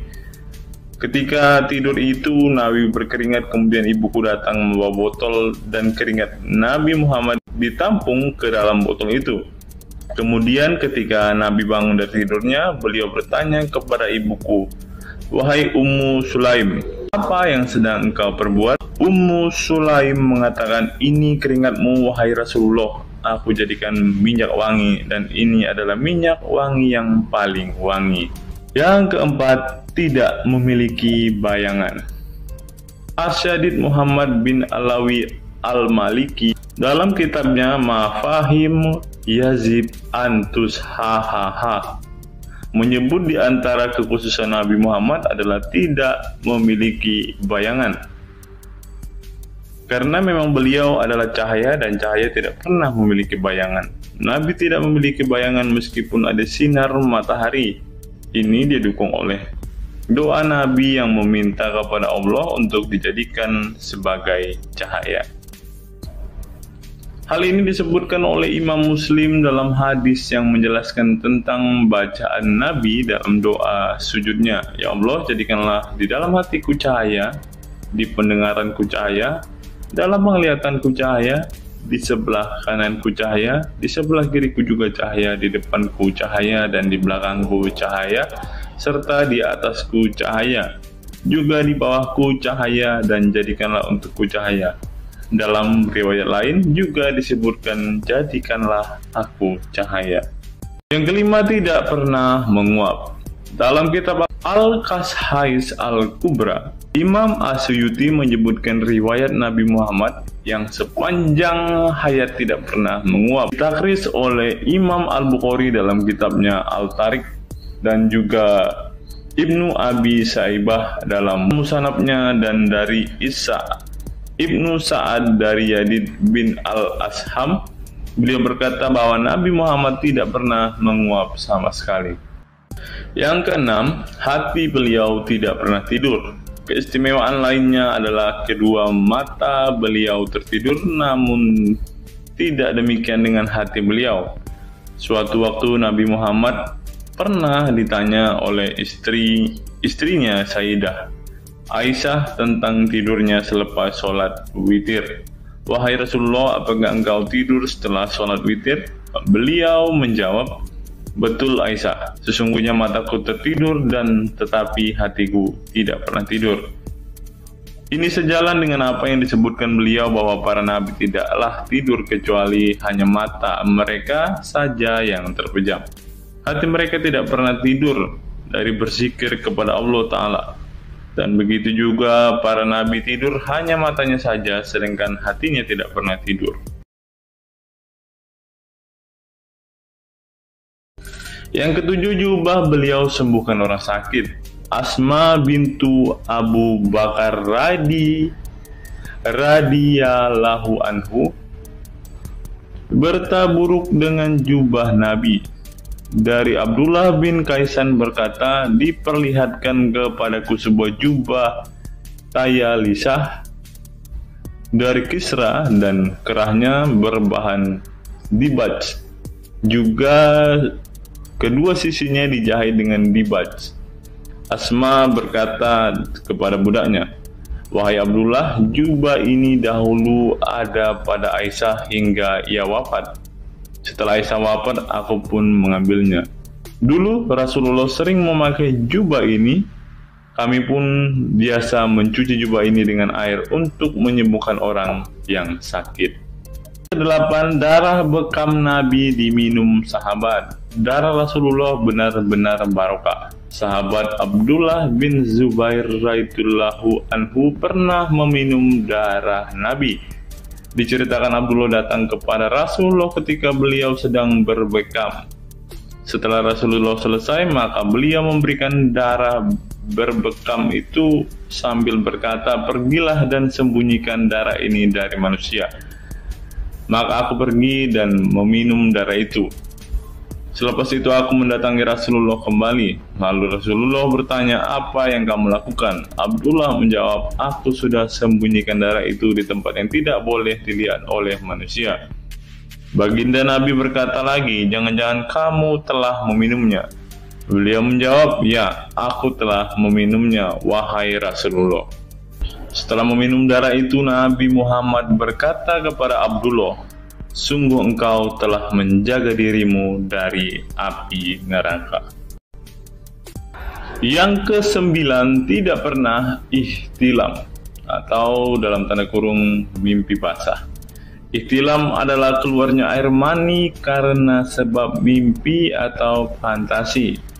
Di Indonesia sering disebut dengan mimpi basah. Dan itu tidak pernah terjadi pada Nabi Muhammad. Dalam kitab hadis Al-Mu'jam Al-Kabir, Imam At-Tabarani mengeluarkan sebuah riwayat dari Ibnu Abbas bahwasannya Nabi Muhammad tidak pernah ihtilam atau mimpi basah. Yang ke-10 yang terakhir, teman-teman, dapat melihat dan mendengarkan ringkihan langit. Dari sahabat Abu Dzar, Nabi Muhammad bersabda, "Sesungguhnya aku melihat apa yang kalian tidak lihat, dan aku mendengar apa yang kalian tidak dengar, ringkihan langit. Dan memang pantas langit bersuara ringkih, karena di setiap jarak 4 jari di langit ada malaikat yang menaruh keningnya dan sujud kepada Allah. Demi Allah, seandainya kalian mengetahui apa yang aku ketahui, kalian akan sedikit tertawa dan banyak menangis." Keistimewaan lain dari Nabi Muhammad disebutkan ketika beliau buang air tidak ada bekasnya sama sekali. Dalam kata lain, semua kotoran beliau ditelan bumi, tak sedikit pun yang tertinggal. Beliau juga mampu melihat ke belakang dengan jelas sebagaimana beliau melihat ke depan. Itulah ke-10 keistimewaan Nabi Muhammad yang juga menjadi bukti kenabian beliau. Rasulullah adalah manusia sebagaimana umatnya, akan tetapi Allah menjadikan beliau sebagai manusia yang tidak seperti manusia pada umumnya.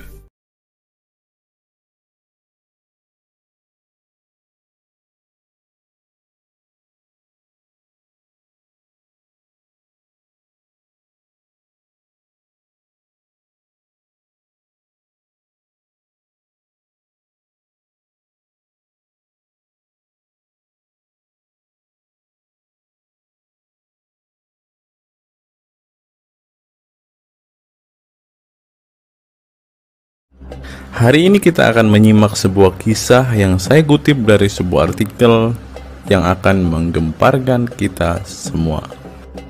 Karena kisah ini berisi sebuah cerita tentang para sahabat Nabi Muhammad yang katanya masuk surga.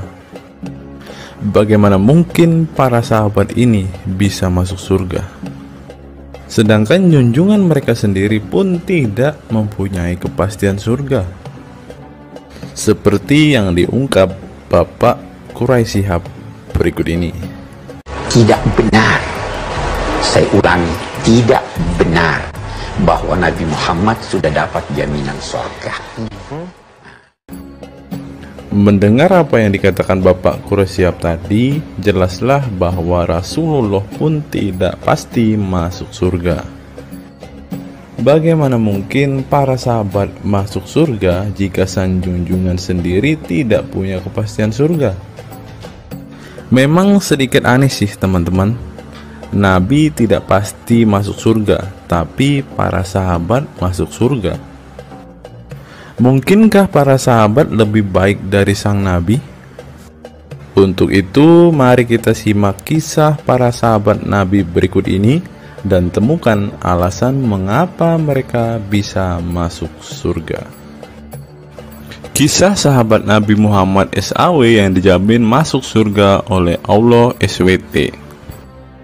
Semua manusia pasti menginginkan masuk surga Allah SWT, namun tidak semua jiwa bisa masuk surga.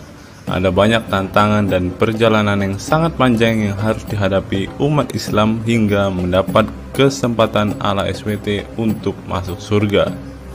Itu juga belum tentu langsung masuk surga. Mungkin harus ke neraka untuk menghapus dosa-dosa terlebih dahulu. Meski demikian, kita bisa belajar dari kisah sahabat Nabi Muhammad SAW yang dijamin masuk surga Allah. Mereka tidak begitu saja mendapat tempat yang keindahannya kekal abadi. Berbagai ujian keimanan dan fisik dalam mengarungi kehidupan mereka di jalan Allah SWT. Siapa sajakah sahabat Nabi SAW yang dijamin masuk surga? Simak selengkapnya dalam ulasan berikut ini. Kisah sahabat Nabi Muhammad SAW yang dijamin masuk surga. Dalam sebuah hadis terdapat 10 sahabat Nabi SAW yang masuk surga.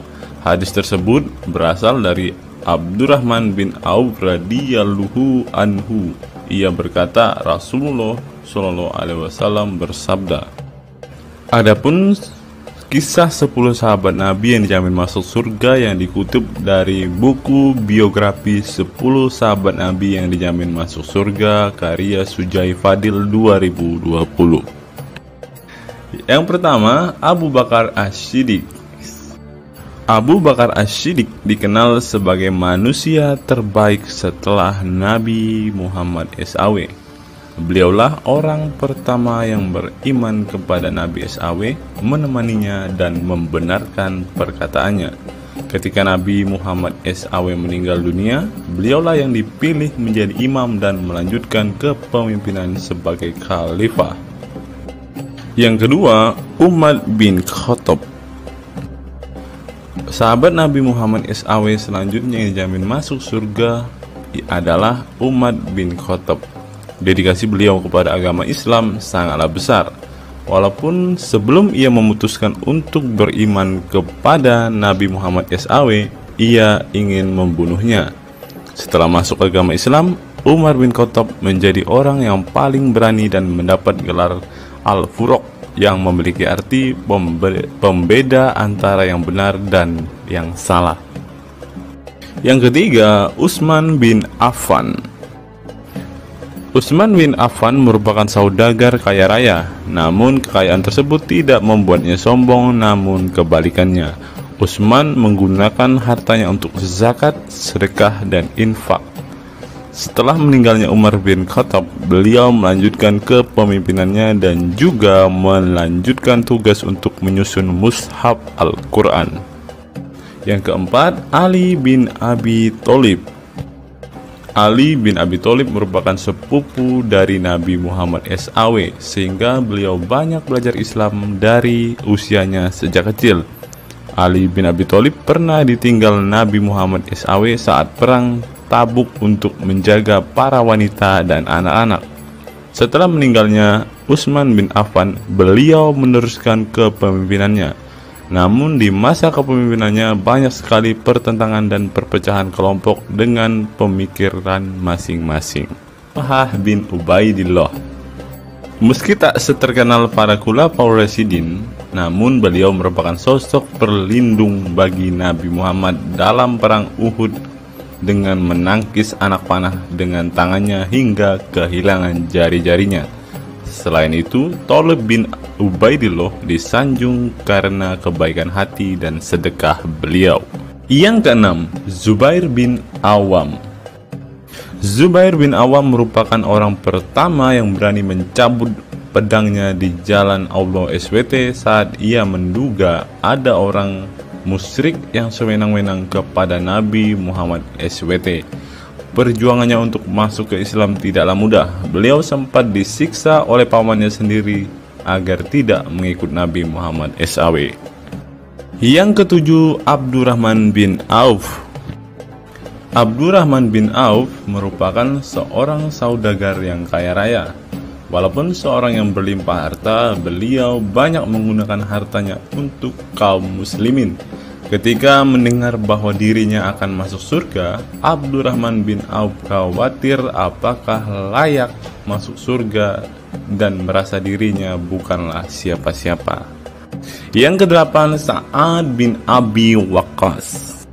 Sa'ad bin Abi Waqqas merupakan paman Nabi Muhammad SAW dari ibunya.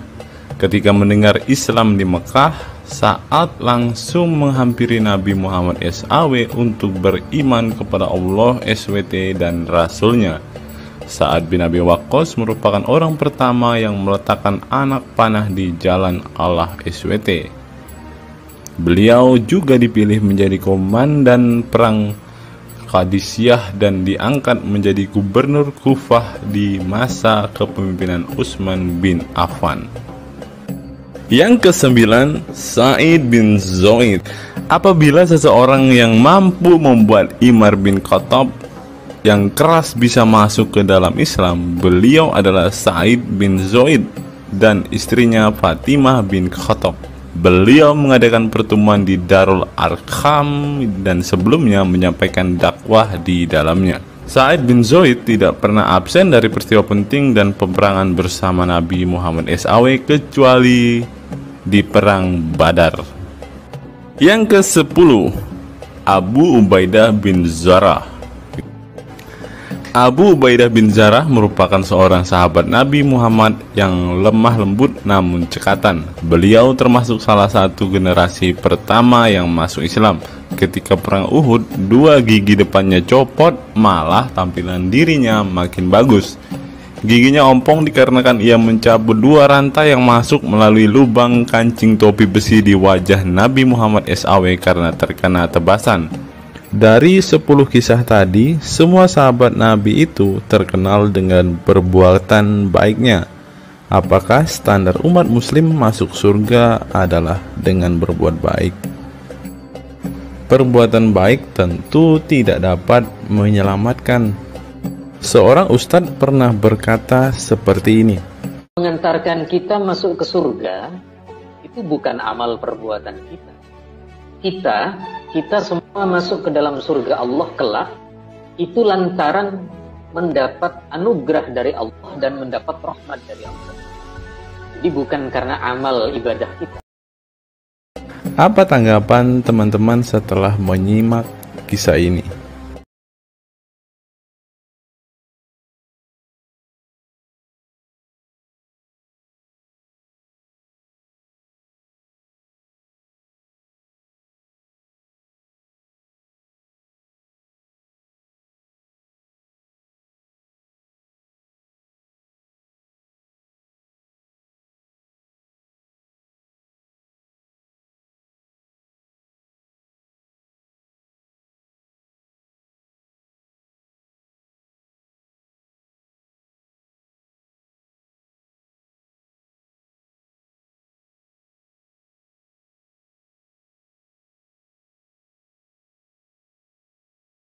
Saya teringat dengan satu perkataan seorang ustadz, teman-teman. Ustadz ini mengatakan bahwa memang benar saudara-saudara muslim kita itu hanya suka membaca Al-Quran, suka berbahasa Arab, tetapi pada kenyataannya mereka ini, teman-teman, ternyata adalah orang-orang yang tidak paham sama sekali dengan apa yang mereka baca, teman-teman.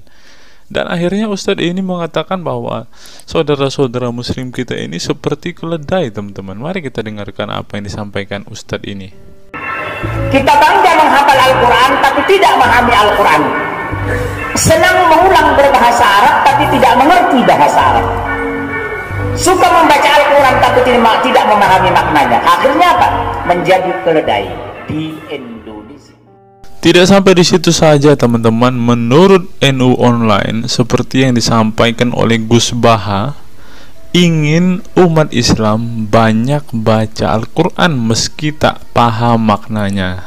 Teman-teman bisa baca sendiri ya judul artikel ini. Artikel ini mengatakan seorang Gus ingin umatnya itu semua umatnya dia ingin bahwa mereka harus mau dan rajin membaca Al-Quran, teman-teman. Walaupun ya pada kenyataannya apa yang mereka baca mereka tidak ketahui, apa yang mereka baca mereka tidak tahu maknanya, teman-teman. Mari kita dengarkan dan lihat apa isi dari artikel yang diransir oleh NU Online ini, teman-teman. Jakarta, NU Online. Rais Syuriah Pengurus Besar Nahdlatul Ulama PBNU Kiai Haji Ahmad Bahaudin Nur Salim yang biasa dikenal dengan Gus Baha mengingatkan umat muslim atau umat Islam untuk memperbanyak membaca Al-Quran meski tidak memahami maknanya. Waduh, gak bahaya kah ini? Ustadznya mengatakan harus baca saja Al-Quran walaupun tidak paham. Wah, bisa-bisa umat Islam jadi keledai se-Indonesia nih, seperti yang dikatakan Ustadz yang barusan tadi. Karena semuanya disuruh baca, disuruh hafal, tidak peduli tahu atau tidak arti dan maknanya. Aduh, gimana ini, teman-teman? Sebagai kitab suci, Al-Quran harus lebih dekat dengan umat Islam. Cara mendekatinya bisa dengan mempelajari dan memahami kandungan Al-Quran atau membacanya. Membaca Al-Quran lebih bernilai ibadah, terutama di bulan suci Ramadan. Saya paling sangat ingin di Ramadan ini banyak membaca Al-Quran, baik membaca secara qiraatan saja atau lebih jelasnya. Sebagaimana dikutip NU Online dari akun YouTube Santri Gayeng, menurut Gus Baha, membaca Al-Quran tidak harus menunggu paham arti dan tafsirnya, sebab membaca Al-Quran dari huruf ke huruf sudah bernilai ibadah. Meskipun seorang yang membacanya itu tidak paham arti dan maknanya, terlebih ketika membaca dan kemudian menjadikan isi Al-Quran sebagai bimbingan hidup. Gus Baha mencoba melogikakan orang yang membaca Al-Quran tetapi tidak memahami maknanya. Ia menjelaskan ketika seseorang membaca Al-Quran dan tidak paham maknanya, maka seseorang itu hanya menyibukkan diri dengan kalamullah. Hal ini menurut Gus Baha sesuatu yang baik. Tetapi Ustadz yang tadi mengatakan kalau hanya bisa membaca tetapi tidak ngerti maknanya, mereka sama dengan keledai di Indonesia. Nah, sekarang umat muslim bingung nih harus ngikutin yang mana, mau jadi keledai atau hanya menjadi pembaca tetapi tidak tahu apa-apa nih. Lanjut, teman-teman. Efek dari kesibukan dengan kalamullah itu pasti tidak melakukan maksiat. Tetapi kalau kita melihat ya, kalau ada satu contoh kasus yang terjadi di pesantren kemarin kan, teman-teman, di artikel yang kita baca sebelumnya, bahwa kejadian atau hal yang bersangkut paut dengan maksiat ini terjadi di dalam pondok pesantren, teman-teman. Bagaimana ini Gus Baha? Kalau Anda mengatakan bahwa ketika orang sibuk dengan membaca Al-Quran dengan kesibukan membaca kalamullah dan bisa terhindar dari melakukan hal-hal maksiat, tapi kok di pondok pesantren malah terjadi maksiat nih Gus Baha, bagaimana ini? Lanjut, saya beri contoh, meskipun membaca saja dan tidak paham artinya, itu tetap baik. Ada orang yang semalaman itu duduk bersama keluarga, ngobrol ringan tentang masa lalu, cerita lucunya atau lucunya anaknya. Pada malam itu ditulis oleh malaikat bahwa keluarga ini tidak maksiat, tidak dugem, tidak narkoba, dan tidak ke tempat maksiat, jelasnya. Gus Baha mengatakan keberkahan dari seorang muslim atau muslimah menyibukkan diri bercengkrama bersama keluarga, asik guyon dengan teman dan tetangga adalah tidak melakukan maksiat dan tidak macam-macam, apalagi jika saat itu membaca Al-Quran. Hal ini sesuai dengan kajian ilmu usul fikih yang dipelajari Gus Baha dari Al-Makfurlah Kiai Haji Maimun Zubair. Ia menegaskan bahwa di antara kebaikan agama Islam adalah meninggalkan itu adalah pekerjaan yang tidak butuh modal. Gus Baha menjelaskan, apabila seseorang ingin mendapat pahala sholat, maka harus sholat. Kalau ingin mendapat pahala haji, maka harus haji. Namun ada kebaikan yang tidak perlu modal, yaitu meninggalkan kemungkaran. Caranya cukup meninggalkan hal-hal yang dilarang Allah. Cara meninggalkan kemungkaran bisa dengan bercengkrama dengan keluarga, baca Al-Quran, bercanda dengan teman, dan hal positif lainnya. Sehingga kalau ada orang yang tanya, kenapa baca Al-Quran meskipun tidak paham itu dapat pahala? Satu, karena itu kalamullah. Kedua, sebagai kebaikan itu adalah meninggalkan kemaksiatan. Meninggalkan itu bisa dilakukan dengan hal-hal mudah. Ini pentingnya ngaji. Saya ngaji usul fikih dengan Kiai Haji Maimun, abahnya Gus Yasin, katanya. Gus Baha mengaku sejak kecil ia sudah terbiasa membaca dan mempelajari Al-Quran, bahkan hingga saat ini. Kebiasaan Gus Baha mempelajari Al-Quran yang berlangsung puluhan tahun ini membuatnya memiliki kecintaan yang mendalam dengan kitab suci yang diturunkan kepada Nabi Muhammad itu. Ia juga membaca banyak literatur klasik maupun modern untuk memahami Al-Quran, kemudian melakukan diskusi dengan banyak pakar Al-Quran dari berbagai daerah dan negara tentang berbagai tema. Tetapi syukur-syukur bacanya Al-Quran itu paham, artinya paham sesuai dengan kapasitas masing-masing. Saya mulai kecil hingga sekarang masih ngaji Al-Quran, masih belajar, juga masih terus mencari ilmu, ucap pengasuh pondok pesantren Tahfidzul Quran LP3 IA Rembang, Jawa Tengah itu. Nah teman-teman, setelah mendengarkan apa yang dikatakan Ustadz Munzir Situmorang dan juga Gus Baha ini, taulah kita sekarang mengapa ketika ada debater-debater Islam yang berdebat dengan saudara-saudara apologet Kristen kita, mereka tidak paham sama sekali dengan Quran mereka, dengan hadis mereka, karena ya seperti ini teman-teman. Membaca Al-Quran, menghafal Al-Quran itu adalah sebuah ibadah bagi kepercayaan mereka teman-teman. Walaupun mereka tidak paham apa yang mereka baca, walaupun mereka tidak mengerti sama sekali apa yang mereka baca teman-teman, yang penting dibaca saja, itu adalah sebuah amal baik. Nah teman-teman, kita belajar bahwa ketika apologet Kristen berdebat dengan para apologet Islam atau dengan para polemikus Muslim, inilah yang terjadi teman-teman. Mereka tidak paham sama sekali ketika mereka ditanya isi hadis dan Qur'annya. Karena pada intinya atau pada kenyataannya, seperti pengakuan dua ustadz ini tadi, bahwa memang benar umat muslim itu hanya senang membaca, hanya suka membaca, hanya suka mengimani, tetapi tidak paham sama sekali dengan apa yang mereka baca dan imani teman-teman.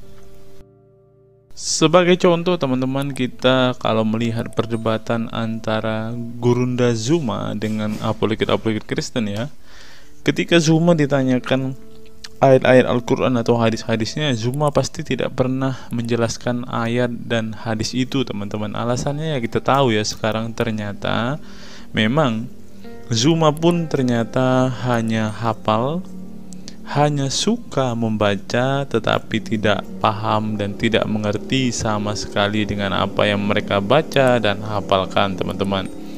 Ya, jadi kita bisa ambil kesimpulan bahwa orang-orang model seperti ini sama seperti keledai di Indonesia, seperti yang diungkapkan oleh Ustadz Munzir Situmorang tadi teman-teman.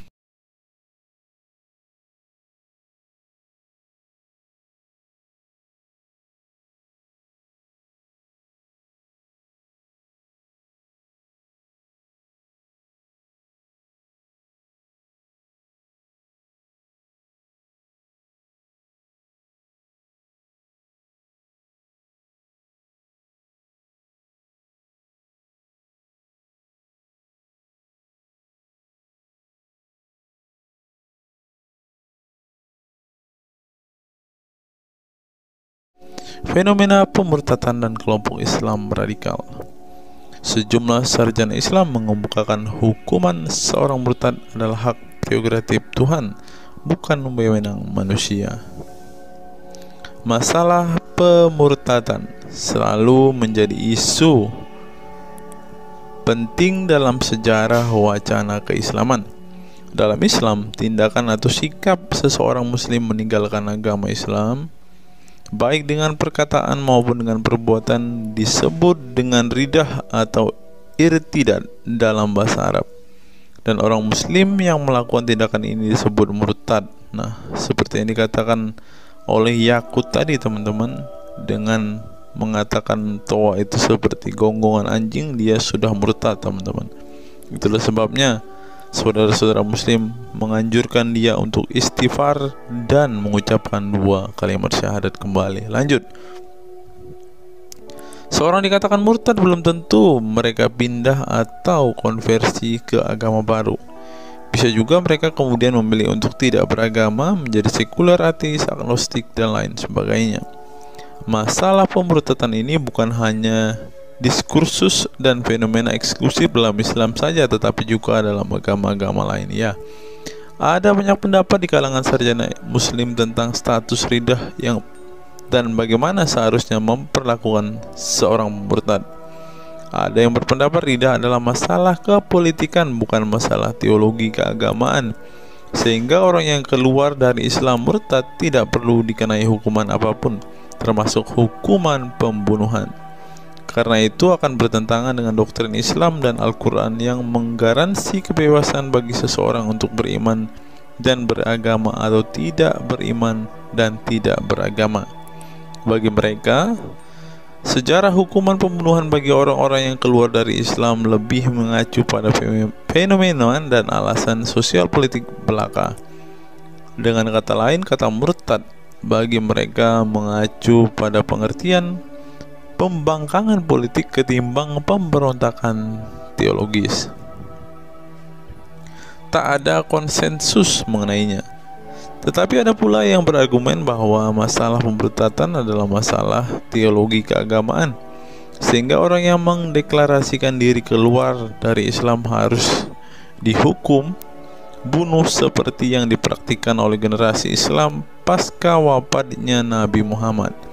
Menariknya, sejumlah sarjana Islam terkemuka, baik klasik maupun kontemporer, baik Sunni maupun Syiah, sebut saja seperti Muhammad bin Ahmad al-Saraki, Abu al-Walid al-Baji, Ibrahim al-Naqi, Ibnu al-Human, Buharuddin al-Mahinani hingga Ali Goma, Husin Ali Mutazir, Zafed Ahmad Gamidi, dan Torik Ramadan menyatakan tidak ada konsensus daripada ulama tentang hukuman bunuh bagi seorang murtad. Mereka juga menegaskan bahwa hukuman seorang murtad adalah hak prerogatif Tuhan, bukan wewenang manusia. Nah, sekarang kalau kita melihat, ada seorang ustadz mengatakan, Abdul Somad bilang, bagi yang murtad darahnya halal. Nah, gimana ya dengan Abdul Somad ini teman-teman? Dia sudah tidak menghidupi apa yang diajarkan oleh pendahulu-pendahulunya teman-teman. Lanjut, masalah sejarah dan fenomena pemurtadan dalam Islam ini dengan baik dikupas oleh Abdullah Said dalam Freedom of Religion, Apostasy and Islam, atau Taha Jabir Al-Wani dalam Apostasy in Islam, A Historical and Scriptural Analysis.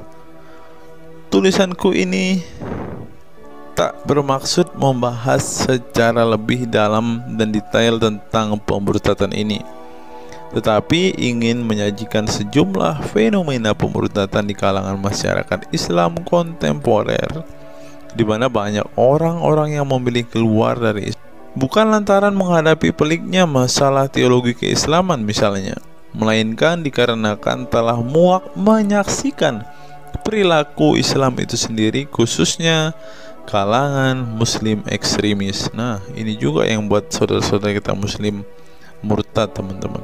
Nggak tahu ya Abdul Somad termasuk orang yang Islam atau muslim yang ekstremis atau enggak ya, karena dia bilang siapa yang murtad darahnya halal. Bisa jadi Somad salah satu Islam ekstremis. Berikutnya, faktor trauma. Bagi kelompok Islam militan konservatif, pemurtadan adalah tindakan haram dan kaum murtad harus dibunuh. Tetapi mereka tidak menyadari bahwa banyak kaum Islam yang memilih menjadi murtad justru karena mereka trauma dengan perilaku brutal kelompok radikal Islam itu sendiri. Lihat misalnya penuturan sejumlah mantan muslim dalam buku Living Islam, Apostate Speak Out, yang diedit oleh Ibnu Warak, nama samaran, seorang pensiunan Islam kelahiran Rajkot, India.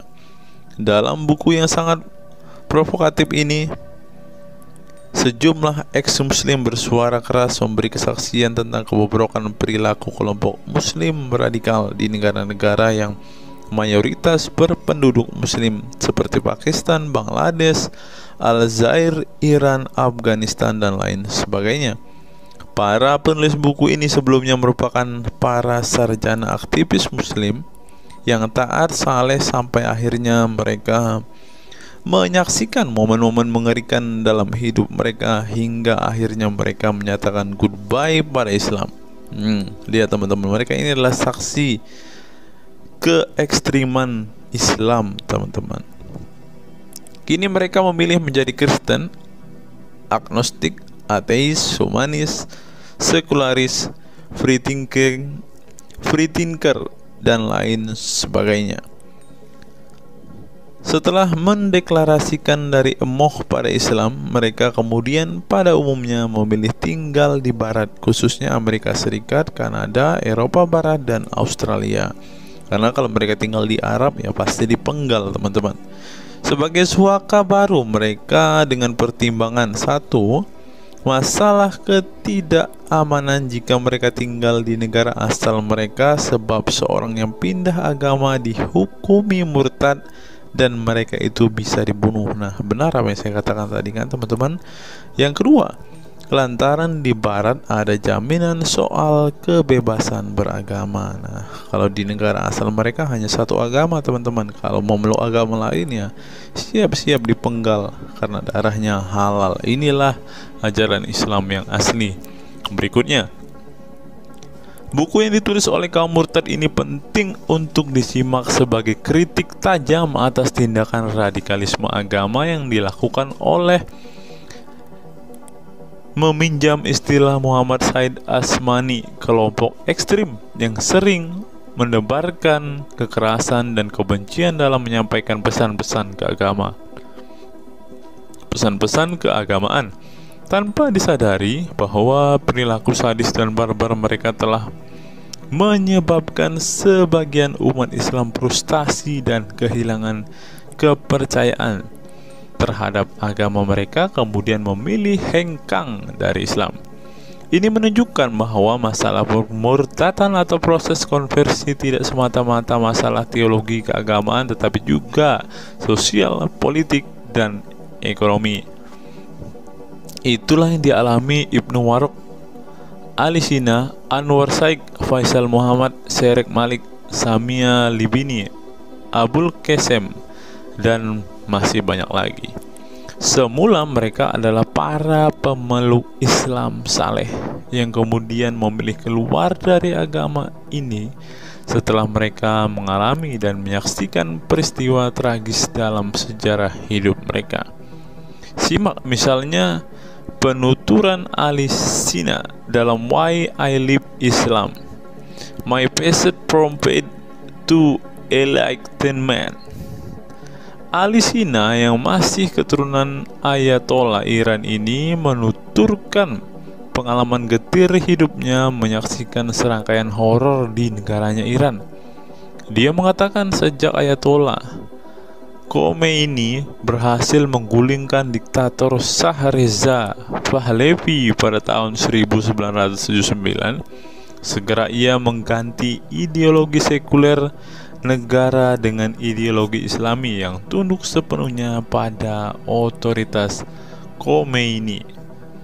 Masih menurut Ali Sina, alih-alih ingin menegakkan kedaulatan Tuhan, dalam praktiknya yang terjadi justru penegak kedaulatan Khomeini, di mana melalui agen rahasianya yang bernama Saza Mene Ate Laat Fa Amniate Keskharar, yang disingkat Shefak, dia dan para pendukungnya menghancurkan siapapun yang tidak mau tunduk pada otoritas politik keagamaannya, termasuk bekas sekutunya.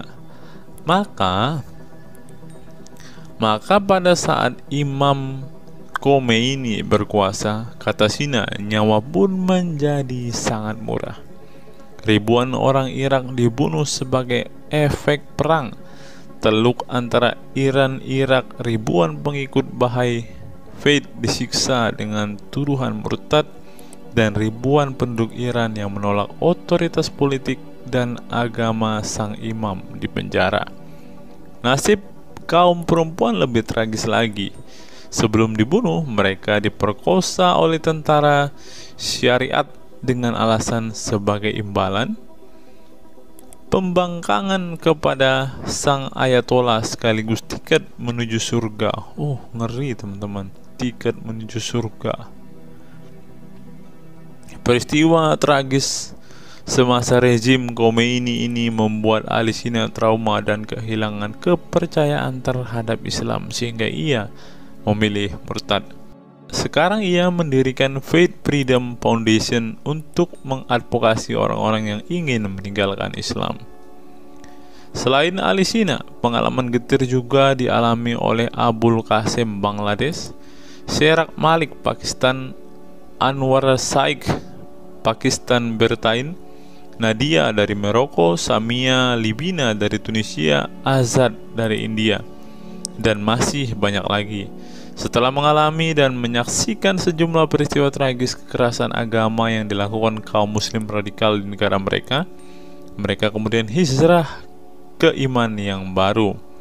Memang tidak bisa dipungkiri di negara-negara berbasis Islam itu telah terjadi sejumlah peristiwa sadis yang dilakukan sekelompok rezim muslim militan dan kaum radikal agama demi ambisi politik kekuasaan mereka. Atas nama agama dan penegakan syariat Islam, mereka melakukan serangkaian teror dan kekerasan terhadap kelompok minoritas dan lawan-lawan politik agamanya. Penulis perempuan Mesir Bad Yeor telah menunjukkan dengan baik sebagian dari sejarah gelap radikalisme kelompok militan konservatif terhadap kaum minoritas ini dalam buku The Decline of Eastern Christianity Under Islam From Jihad to Dhimmitud.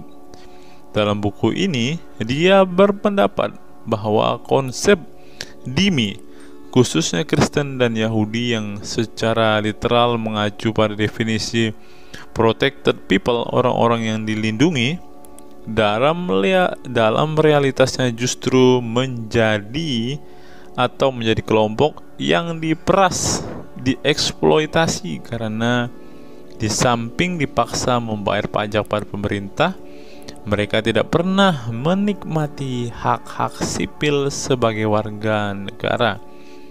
Di negara-negara berbasis syariat Islam, mereka memang menjadi warga negara kelas 2, kalau bukan malah tidak berkelas lagi. Wah. Tidak hanya non-muslim saja, kaum muslim yang kebetulan berseberangan dengan ideologi dan aliran keagamaan rezim penguasa, baik rezim Sunni maupun Syiah, juga mendapat perlakuan kejam dan diskriminatif. Sebagian dari kaum muslim yang dizolimi oleh rezim Islam ekstrem ini masih bertahan memeluk Islam. Tetapi sebagian lain lebih memilih kabur ke negeri lain dan emoh memeluk Islam lagi. Ilustrasi di atas merupakan peringatan keras sekaligus memberi pelajaran berharga bagi umat Islam. Dengarnya saudara-saudara Islam, khususnya kelompok muslim militan konservatif yang selama ini getol berdakwah dengan cara-cara kekerasan dan intoleran. Perilaku brutal dan aksi-aksi kekerasan yang mereka lakukan tidak hanya menyebabkan simpati publik terhadap kaum muslim merosot atau melorotnya tingkat kepercayaan publik terhadap Islam sebagai agama damai, toleran, pluralis, dan rahmatan lil alamin. Tetapi lebih dari itu, tindakan konyol kaum radikal agama ini telah menyebabkan pemurtadan sebagian umat Islam itu sendiri. Kedepan kaum muslim harus menebarkan Islam dengan cara-cara damai, santun, dan toleran, bukan dengan tindakan keras, kasar, dan intoleran yang justru merugikan Islam dan kaum muslim itu sendiri. Jika memang Islam itu agama rahmat bagi alam semesta, maka buktikan itu dengan tindakan nyata. Wallahu alam bishawab. Nah, itulah fakta-fakta yang bisa saya sampaikan pada kesempatan hari ini, teman-teman. Kiranya fakta-fakta ini dapat membuat kita semua sebagai umat Kristen semakin bersemangat berdoa, terlebih memberitakan Injil kepada saudara-saudara muslim kita yang benar-benar rindu, yang benar-benar ingin dan haus mendengarkan kabar baik, teman-teman. Karena Alkitab memang mengatakan ada orang-orang yang hatinya sudah tertutup untuk Injil dan mereka tidak akan pernah mendengarkan kabar baik itu. Bagi saudara-saudara muslimku, segeralah murtad, karena sesuai dengan apa yang kita bacakan hari ini, banyak sekali fakta-fakta yang di luar nalar yang bisa menjadi alasan kalian untuk meninggalkan agama Islam. Apa pendapat teman-teman setelah menyimak video ini? Silahkan tuliskan komentar waras teman-teman di kolom komentar video ini, agar banyak orang semakin waras dan semakin sadar bahwa hanya Yesuslah satu-satunya Tuhan dan Juru Selamat. Hanya Yesuslah satu-satunya yang menyediakan surga bagi setiap orang yang percaya kepadanya. Salam waras, salam sadar. Sampai bertemu di video-video kita berikutnya. God be with you all.